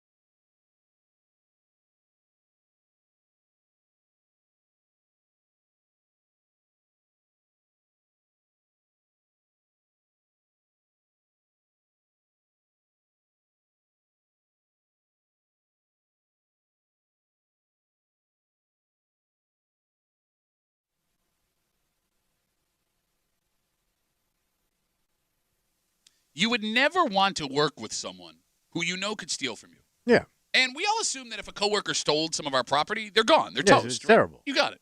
This story, however, shows that may be the wrong idea. Because if the allegations are true, work is going to be super awkward, but there may not really be anything the job can do about it to get rid of this person. So you're stuck with them? Maybe. Ooh. You're hanging out in the break room. Rochester's Classic Rock 96.5, WCMF, just after 9:30. Rochester Regional Health, the hospital system here in Rochester, Yeah. has created a brilliant new program to help parents. But this has nothing to do with the health of mom and dad. Mm-hmm. It has nothing to do with the health of your children. It was a helper. It helps the elf in your house. The elf? And when you forget, which every parent inevitably will, this now gets you out of it. Oh. And we'll tell you the story just after 9:30 here in the break room on CMF. This story comes to us from the Brockport area. Oh, what's happening? According to the Monroe County Sheriff's Department, they got a call from a man who says someone broke into his garage and stole a $750 chainsaw. God damn. Quick sidebar. Is that a standard chainsaw price? You're asking another non-man? Also afraid of chainsaws. I'm going to assume, Kimmy, you're not up on your chainsaw. No, I'm not. That sounds How do you really- do your nails? Like, he's mad at you. Did take a lot of shots at him today. He's just trying to get even. Sure. Right? I mean, you know. Because nothing says a manly insult like insulting a woman's nails. I'll give it. Oh, yeah, that's an even round for both. All right. Like, what does a normal chainsaw cost? I would have thought like $200 you're in on a chainsaw. Yeah. Anyway. So maybe you got a fancy one. Okay. What made it worse Yeah. is this man travels between Rochester and Syracuse a lot for work, and he didn't notice the chainsaw was missing until recently, so he couldn't even give authorities a date or time the break-in may have happened. Yeah. However, there was one tip he could give the cops. Last month, he said he had, and I'm quoting the story, a chainsaw conversation with a coworker of his. Okay. So he was bragging about it. Well, the guy was asking about the chainsaw, whatever. Could have been a brag. Yeah. And with these recent developments, he now found this conversation with his coworker suspicious. So, the sheriff's department headed over to the coworker's house. They. It was enough to make him go, They met the coworker's dad, who showed the authorities where that coworker kept his chainsaw. And wouldn't you know it, No. they found a saw that matched the make, model, and had the same serial number as the one that was stolen from this man's Who would have house. thought, man? Even worse, What? the suspect/coworker returned home during the search while police were Well, he still there. pulls up. He pulled up while the cops are there, and his dad's like, "Yeah, there's where all the chainsaws are." The man was arrested, charged with burglary and petty larceny, and he has a court date coming up. And that is the end of that. Except it's not. What? Because here's the problem. You would think, even though this man stole from his coworker, they probably still have to work together. Unless he's There's a fired. possibility. Well, but let's talk about the fire. What the Yeah. hell does this place do that employs these two men? Because obviously the man who was stolen from is furious with the guy who stole his chainsaw, and rightfully so. And you can't have them around one another. But the problem here is, if a coworker steals from you at your job, they committed a crime on the clock. Yep. Easy to blow them out. But this didn't happen on the clock. No. In fact, work was not involved in any way. Outside of the office. You got it. And outside of a job like police officer or firefighter, nobody is going to lose their job at Macy's or the post office for stealing a chainsaw off the clock. Yeah, I don't think the company wants to get involved. 252 WCMF, 252-9263. Can this job fire this suspect for stealing a coworker's chainsaw, even though it had nothing to do with work? What would be the grounds? I mean, to your point, let's say they're both really good workers, and you have no reason, unless you're creating a hostile work environment. Yeah, that's what I mean. If it bled in, if it came to words at the office or the shop, then they could pull a move. But it would. Well, we are a right to work state, so in reality, your job can fire you for anything. But to your point, Right, I think it would have to bleed into the job where it came to blows or arguments. You And literally it cannot probably work. would. Yeah. well, I mean, it could also be like if this guy's caught dead nuts, he could just be like, "I'm sorry," and he doesn't have to be sincere, but he doesn't have to be a dick about it. Then you'd have no real reason to be Right. like, But "Hey, you're gone." Yeah. But can you make the argument if you're the person who had their stuff stolen? I don't trust this person. I don't want them around me at work. I can't work in a place where I think somebody's going to steal from me. I mean, you could argue, that the this person makes you feel uncomfortable. He's got a criminal record. We got arrested. Okay, but we all work with people with criminal records. Oh, yes, we do. Whether you know it or not, someone you work with has a criminal record, right? And if you find out about that criminal record and it makes you uncomfortable, you can't go to your boss and be like, I want them fired. I mean, they have a right to work too. True. All right, so as we try and figure out if they could lose their gig, Tommy, 252 WCMF, should the stealing coworker, according to police, lose their gig? I mean, I would think yes.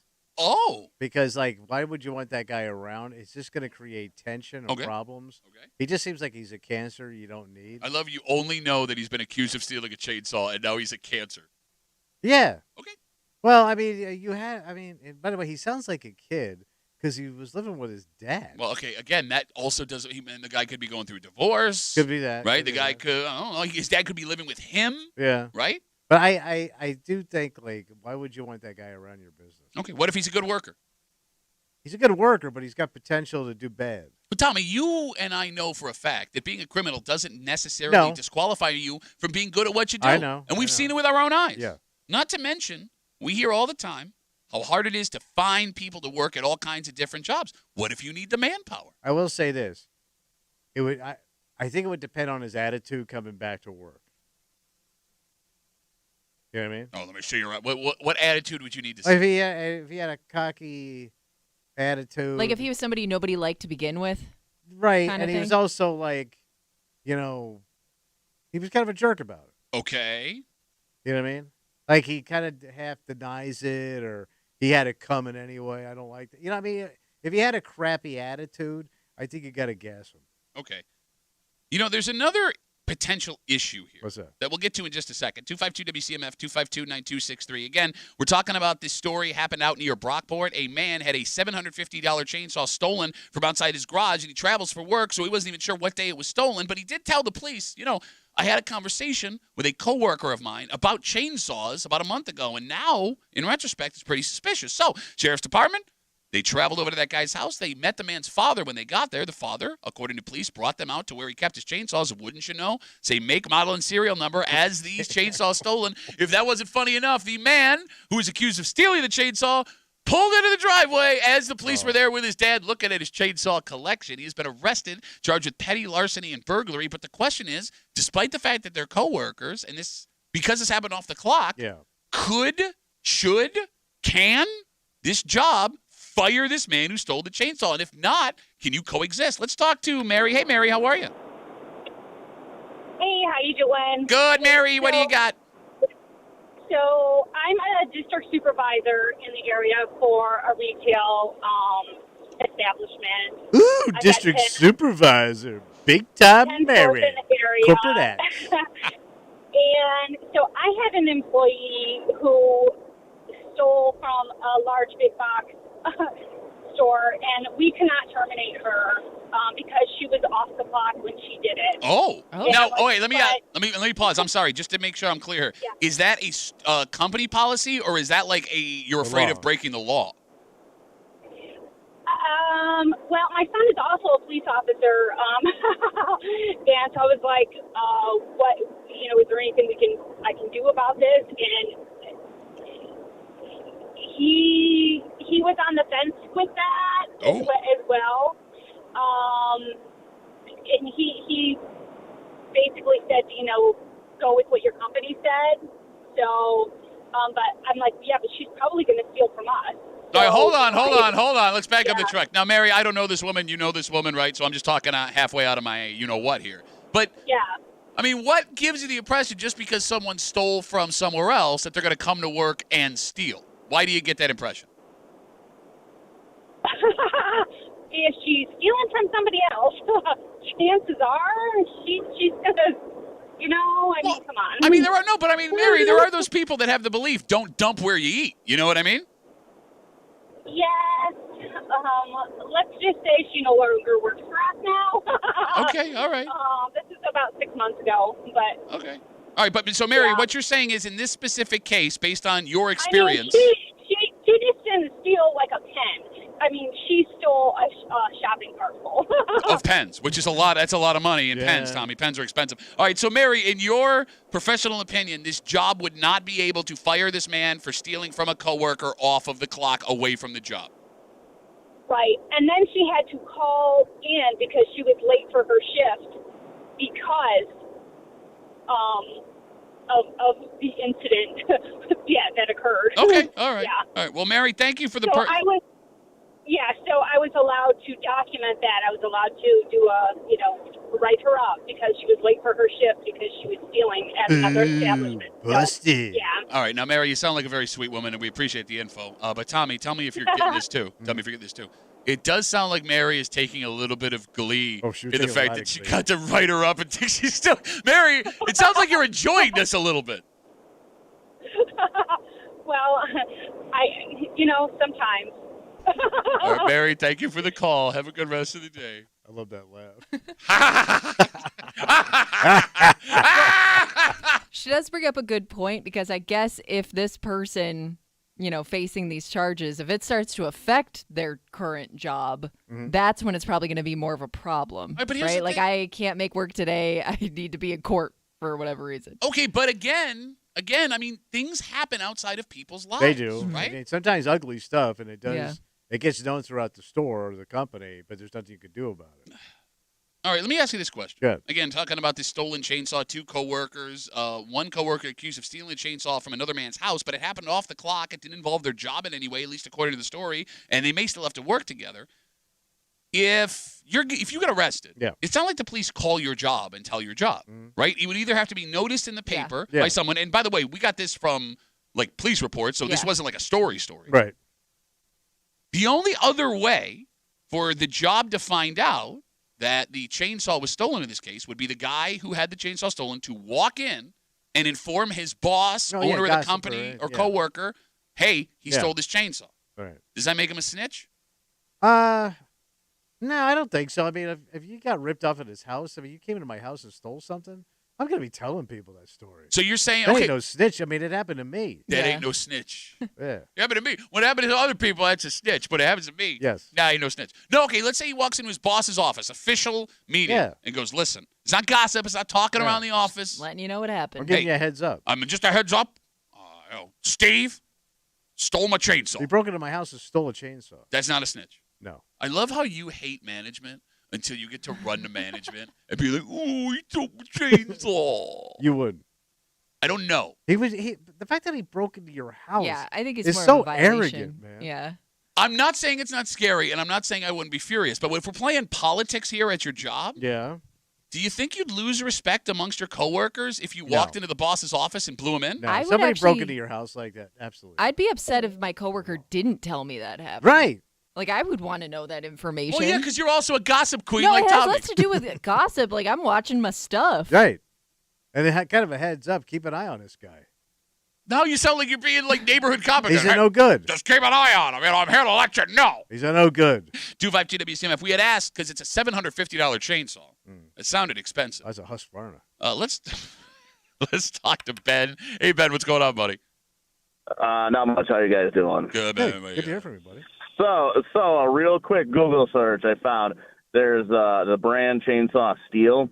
They have chainsaws that run $2,000 plus. Oh my god! But that's got to be like a professional. It's a Ryder. A Ryder chainsaw. Right, okay. Wasn't that your mom's nickname back in the day? Ryder chainsaw. I'm going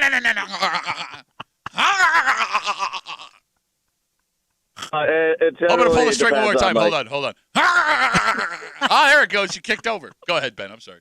So it kind of depends. If you go by the bar, which is where the chain sits, the longer those are, generally speaking, the more expensive they are because they have to have a bigger motor to run the bar and cut through the wood and all that stuff. Hey, Ben, so those ones that, what's up? Would you tell your boss if one of your coworkers stole from you off the clock? Hell yeah. It's my stuff. I have to work with the dude. Screw him. So you'd want them fired? Yeah. You come to my house, you steal my stuff, and then I have to work with you? No. See, my other concern, Ben, thank you for the call, buddy. I really appreciate it. My other concern is What's if that? the guy with no problems with me had no problem breaking into my house, Yeah. If I know it cost him his job, Yeah, we but know he knows where I live. That's true. The biggest problem with this story, like in the moment, What's that? again, as we talk about this $750 chainsaw, according to the Monroe County Sheriff's Department, being stole by a coworker off the clock from a home of someone else he works with. Right now, the coworker is just facing allegations. Yeah. Right? He hasn't been convicted. Not that you would need a conviction to fire him, Yeah. but you would be kind of setting a bad precedent firing someone just accused of something. It's also possible he's given the opportunity to take a plea because they don't want to deal with a $750 chainsaw. But we've seen guys get fired on accusation. Yeah, but the accusation wasn't you stole a chainsaw. Yeah. The accusation was It you was did heinous. something horrific. Right, but they still weren't convicted of anything. As a matter of fact, it didn't even go to court yet, and they just booted his ass. Again, it's not like Diddy's facing 200 charges of stealing What'd you say, chainsaws. Well, that's just the one in the news right now. No, but there was I- some Diddy going on.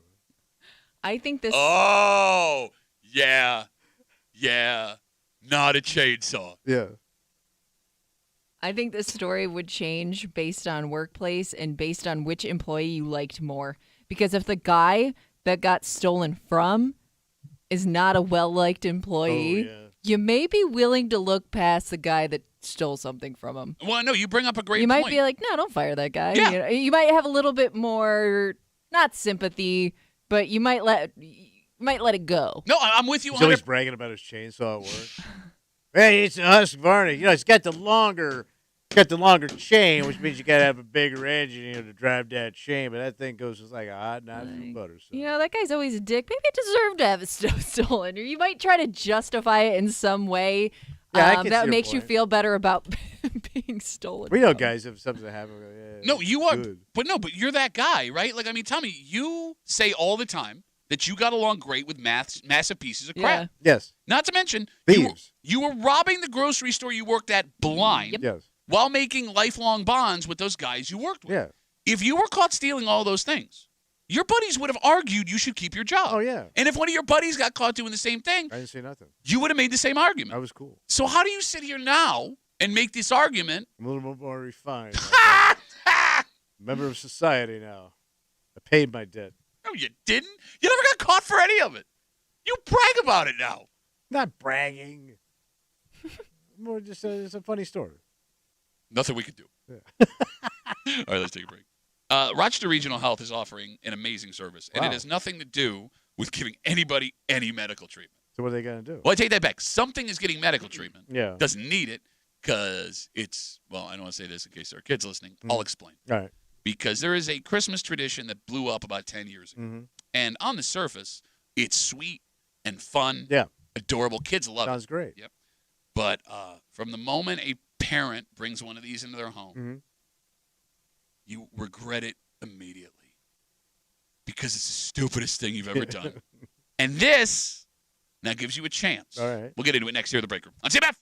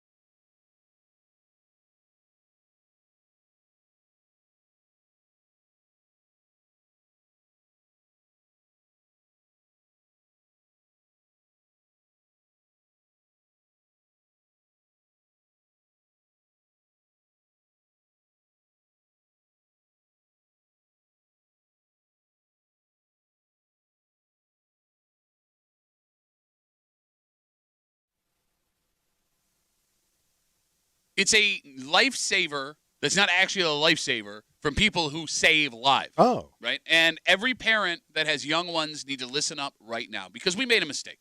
Whatever. Our hearts were in the right place. We wanted to spread holiday joy with our children, and in doing so, we made our lives 1,000 times harder. And if you make this mistake that you cannot explain to your children, well, this place is going to help you out now. Oh, that's great. You're hanging out in the break room, Rochester's Classic Rock 96.5. WCMF, it was announced yesterday that Rochester Regional Health, the hospital medical system, now has what they're calling an ELF emergency center. What the hell is that? It is an emergency care facility for your elf on a shelf. I'm a little confused. Okay, so let me explain elf on a shelf. I know what that is. For those who don't, All right. elf on a shelf is an elf that you bring into your home. He's a narc. No. Well, kind of. He's a narc. The idea is he's watching your kids to report back to Santa. I didn't know that was the reasoning behind how this whole thing started. That's the straight whole- up narc. Yep. Okay. Yep, and there are boy elves and girl elves. There's even now a Jewish version of the elf. They have a lot of different versions. Mensch on a bench, I think is what it's called. Okay. I'm not kidding. So the elf lives in your house and he watches your kids, but the elf on a shelf, he moves every night. Okay. So you'll go to bed, and then the elf will wake up in a different spot, and that shows you Causing trouble. he only moves when you can't see him. Yes, he's a trouble-causing elf, right? It's a stakeout. Yeah. But every once in a while, the elf won't move because there are other things going on. Well, And the elf forgot to move Yeah, you got a little busy. Got Yeah. tied up. because mom and dad have full-time jobs. We're trying to make dinner, and I'm exhausted, and the elf forgot to move. okay. Okay? So you wake up, and your kids go, why didn't the elf move? And you don't have an answer. So what do I do? Might want to talk to the elf. Well, now you can't talk to the elf, Kimmy. Elf can't talk. Yeah. Now you go to the Elf Emergency Center. Think of it as like the old teddy bear hospital. I didn't even know that existed. But okay. All right. So it's not a physical place. It is a website you go, Yeah. and they have a pre-recorded video of a nurse that is talking to your elf, like on FaceTime. Okay. And you pick out which elf you have, you click on the box, and it manufactures this nurse talking to you, like you're on a FaceTime Yeah, put the kids doctor's appointment. It then has videos of your elf sitting in like a chair being Diagnosing checked the out. elf. Exactly. And they will diagnose what is wrong with your elf as to why your elf did not move the night before. Okay. You can even download a personalized doctor's note for your elf, and they will recommend care for the elf. So how is this elf getting better health care than me? It's a great question. This guy's got no copay. Nope. He's not waiting in line. Nope. And he's fine. Look, So the idea is that the elf's sick. That's why he couldn't move. You We got gotta it. go to the Fix it. doctor. You got it. Gotcha. So that's why the elf didn't move. So we went to the doctor, and this was all put together. And as far as your kids know, it's like actual checkup. It looks Yeah. like it, but it's all been pre-recorded. And it looks like they use medical professionals, nurses, PAs, and things from Rochester Regional Health to put all this together. It's adorable. Okay. It's adorable, and it is the most genius thing I've ever heard of, To shut your kids up. bro. To have an explanation. Well, to shut them up, so because they're going to keep saying why. Right? Yes, you got it. You got it. And God, what I would have given to have this. Yeah. Yeah. Because my wife brought this elf Oh, in our you house. pulled the move? Well, yeah. Was the elf around when your kids were little? Oh, yeah. Okay. We were big time So I elf thought family. this was like relatively new. The elf- started showing up. The elf was becoming popular as my youngest ones were like 2, Okay. 3. My youngest was like 2, 3 years old. So Yeah, so elf- in my day, we had Kojak, little Kojak doll. I'm trying to think. With those presents for a baby. Telly says, watch your mouth. I'm trying to think whether or not, as a kid, if I would have liked this or if it would have creeped me out. my Well, kid- I don't think you'll like it because it's watching no, you my there. kids loved it. They You know, I mean, loved kids the look elf. forward to the elf. But I don't know if this would have like really creeped me out as a kid, like thinking an elf was running around my house. I would have had my At G.I. night. Joe rough him up. Yeah, what'd you see? You didn't see nothing. Oh, you got a Brooklyn G.I. Joe. Yeah. Every day, my kids would run downstairs after they woke up to find the elf. All right. Every single day. It was like the highlight of their day during the holiday season. wow. So, and again, when the elf didn't move, what a stupid dad. Right. Oh, yeah, it's probably stuck. So here's the thing. What? And I'm about to go off, and I'm sorry. All right, go ahead. The elf on the shelf might be the stupidest thing we ever did to ourselves as parents. Because it painted you into a corner. Okay, it's not only that it paints you into a corner, Yeah. it's completely unnecessary. Right. Your child does not know Elf on a Shelf exists unless you bring the Elf on a Shelf into your house. And here's the problem. The Elf on a Shelf coming into your home, Yeah. you don't understand the labor that goes into it until you're already in the weeds. So what's the labor? Well, here's the thing. Like Gotta get creative. Exactly. You think you're just going to move, you think the elf is just going to move from the top of the fridge to the stove to the counter. Yeah. But the kids start to ask questions about the elf. He gets in all sorts of situations and trouble. And there are parents that are tryhards that want to post on social media all of the mischief the elf gets in. So, like, all of a sudden, the elf is, like, in a pot of spaghetti sauce. Or, like, the elf... That elf's doing way too much. Yes. And, like, there are these elaborate scenes that the elf has found himself in when the kids wake up to find him. And it becomes a full-time job where the elf is. Yeah, you're constantly explaining this stupid doll. No, you're putting the elf is put. It's like a diorama where I'm spending 30 minutes. Where the elf is spending 30 minutes putting itself in a situation. Okay. Every night. But Every night.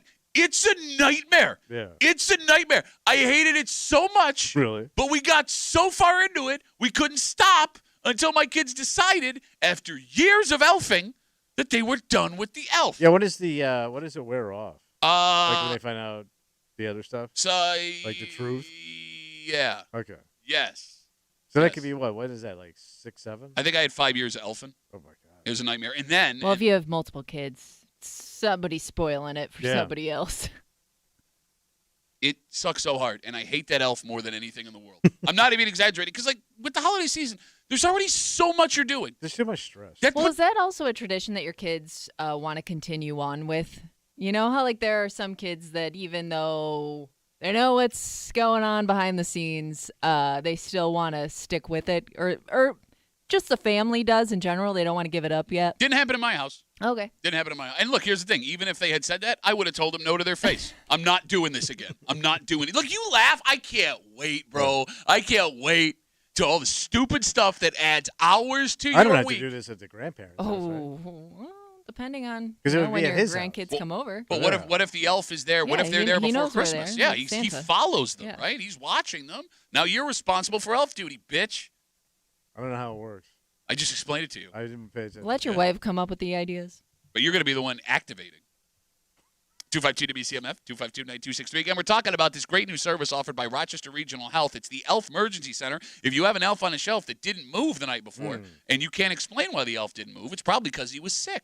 So you go to this website. It's got videos pre-recorded. It makes it look like your elf. You pick which elf you have. Do they say what's wrong with him? Did they actually come up with like a medical thing? Yeah, they give him a diagnosis. And then they give him a doctor's note. There's videos of these elves sitting in doctor's chairs, so it looks like your elf went to the hospital and got a checkup, and you can show it to your kids. Yeah, apparently your elf has Bell's palsy.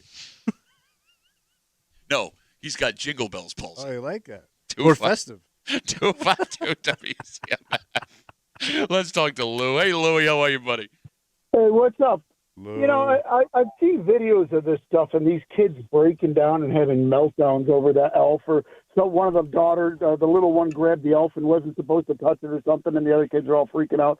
I mean, you wonder why everybody needs a safe space, and you wonder why, like you're saying, why do parents put themselves through this kind of thing? This is just absolutely ridiculous with this elf.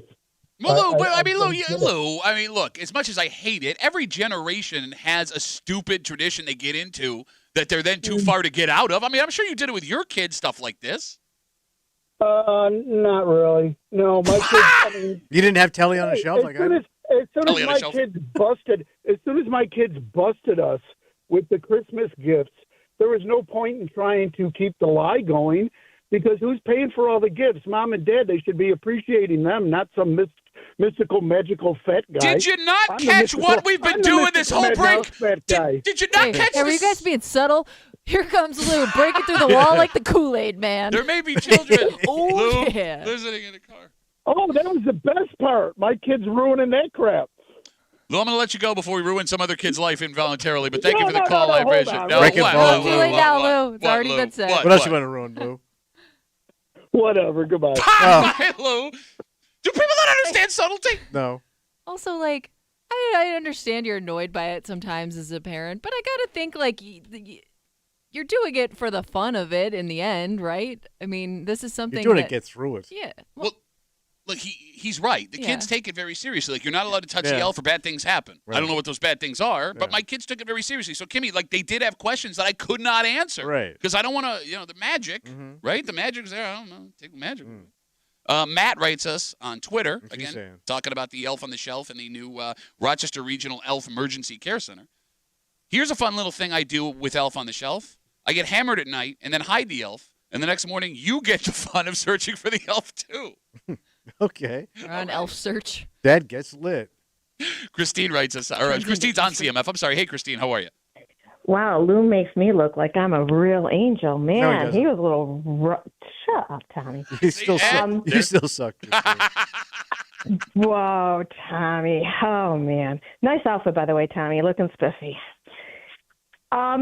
Here's how you get away from it. Get 2 elves on the shelf, put one in a cast, and when you know your schedule's going to be really busy, you take the one that you move around, get rid of that one, put the cast down with a note. Sorry, I can't move for 6 weeks. Doctor's orders. Took care of that. Okay. Now I got to make a cast for an elf. Yes. It's really simple. Take a little lace bandage. I mean, cut an ace bandage in like this little square and wrap it around and tape it. It's not difficult, Pat. Okay. I know. It's a little challenging for you. I get that, but it's really simple. Hey, Christine, have And you works. have you done the Elf on the Shelf before? I didn't with my kids. Oh, you because didn't. they're Hey, let me older. tell you No, how to no, do this no. thing I've never done. Why do I need to? But the kids I nannied for were big elf on the shelf. Big. Big time, Pat. You don't even know. Big Oh, time. let me Big tell time you, elf if- people. Elf you never even seen before, bro. But why would Gold elf. why would I just give the elf like an internal injury that the kids can't? Like I'll just say he's got Crohn's disease. But then I don't have to make like a splint and stuff. He's got Crohn's And disease. you're going to explain Crohn's disease, Tommy? How do you explain that to a little kid? You can't eat wheat. Yeah. And you got to That's stay near the not- toilet. Wow, you guys are really worse than the previous Got caller. worse than this Boy. call. I'm going to let you go now, Christine. I'm going to say no on that. Thank you for the call. Only because Luke called back to ask, what is this costing us? What is this 2-minute video that a doctor's putting out there? What is that costing us? Okay, so first of all, Is it a free service? if he's asking what it costs the person to use it, it's free. If the question is what is it costing him because healthcare system. the healthcare system is doing it, I'm guessing the 3-minute video they probably shot after they were done working or on their lunch. Are you kidding me right now? Are you kidding me? That's why my copays keep going up. Oh my God! Ask Christine about it. They're not personal videos. It's a video. It's a video that makes it look like it was made just for your elf. Oh my God! Now I regret bringing this up. For God's sakes, come back, wrap it up. He called back. He called back. He called back. Come back, wrap it up. Tell you what we're doing about next here in the break room on CM.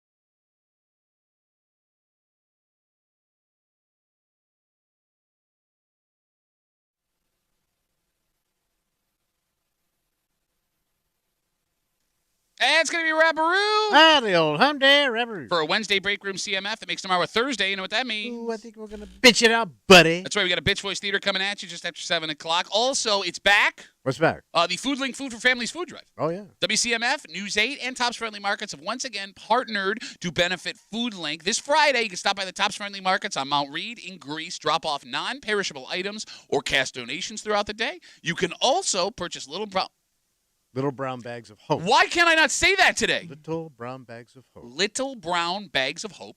How much? $5, $10, or $20. At any neighborhood Tops Friendly Markets through December 24th or online at topsmarkets.com/littlebrownbag. So, Tommy, you legitimately do not have an excuse. Where's that? We can go online. You can go in person. I always do. I'm a big donating guy. I've been donating to your family for years. What did you donate to me? You didn't pay All for any of the those drinks. booze. You didn't pay for one of those drinks. I took one of their fat kids off their hands. Little brown glass of whiskey. Little brown baggie of jeans. Your flapping jeans, your flapping mouth. He's ready to go home. Every bag purchase includes nutritious food needed by Food Link to help local families in need. So go do good with the Food Link Food for Families food drive to try and counteract all of the horrible things Tommy always does. We got to get out of the way for Kimmy, Yep. who just has been mercilessly beating down Tommy all I don't day. even know what I I did. don't know. You're the one that's kind of in a mood today. I'm always in a mood. What's the difference? For Tommy Muley, who looks like a French artist wearing a bulletproof vest. My name's Pat Dummy. We'll see you tomorrow morning to the break room, 6 a.m. on 96.5 WCMF.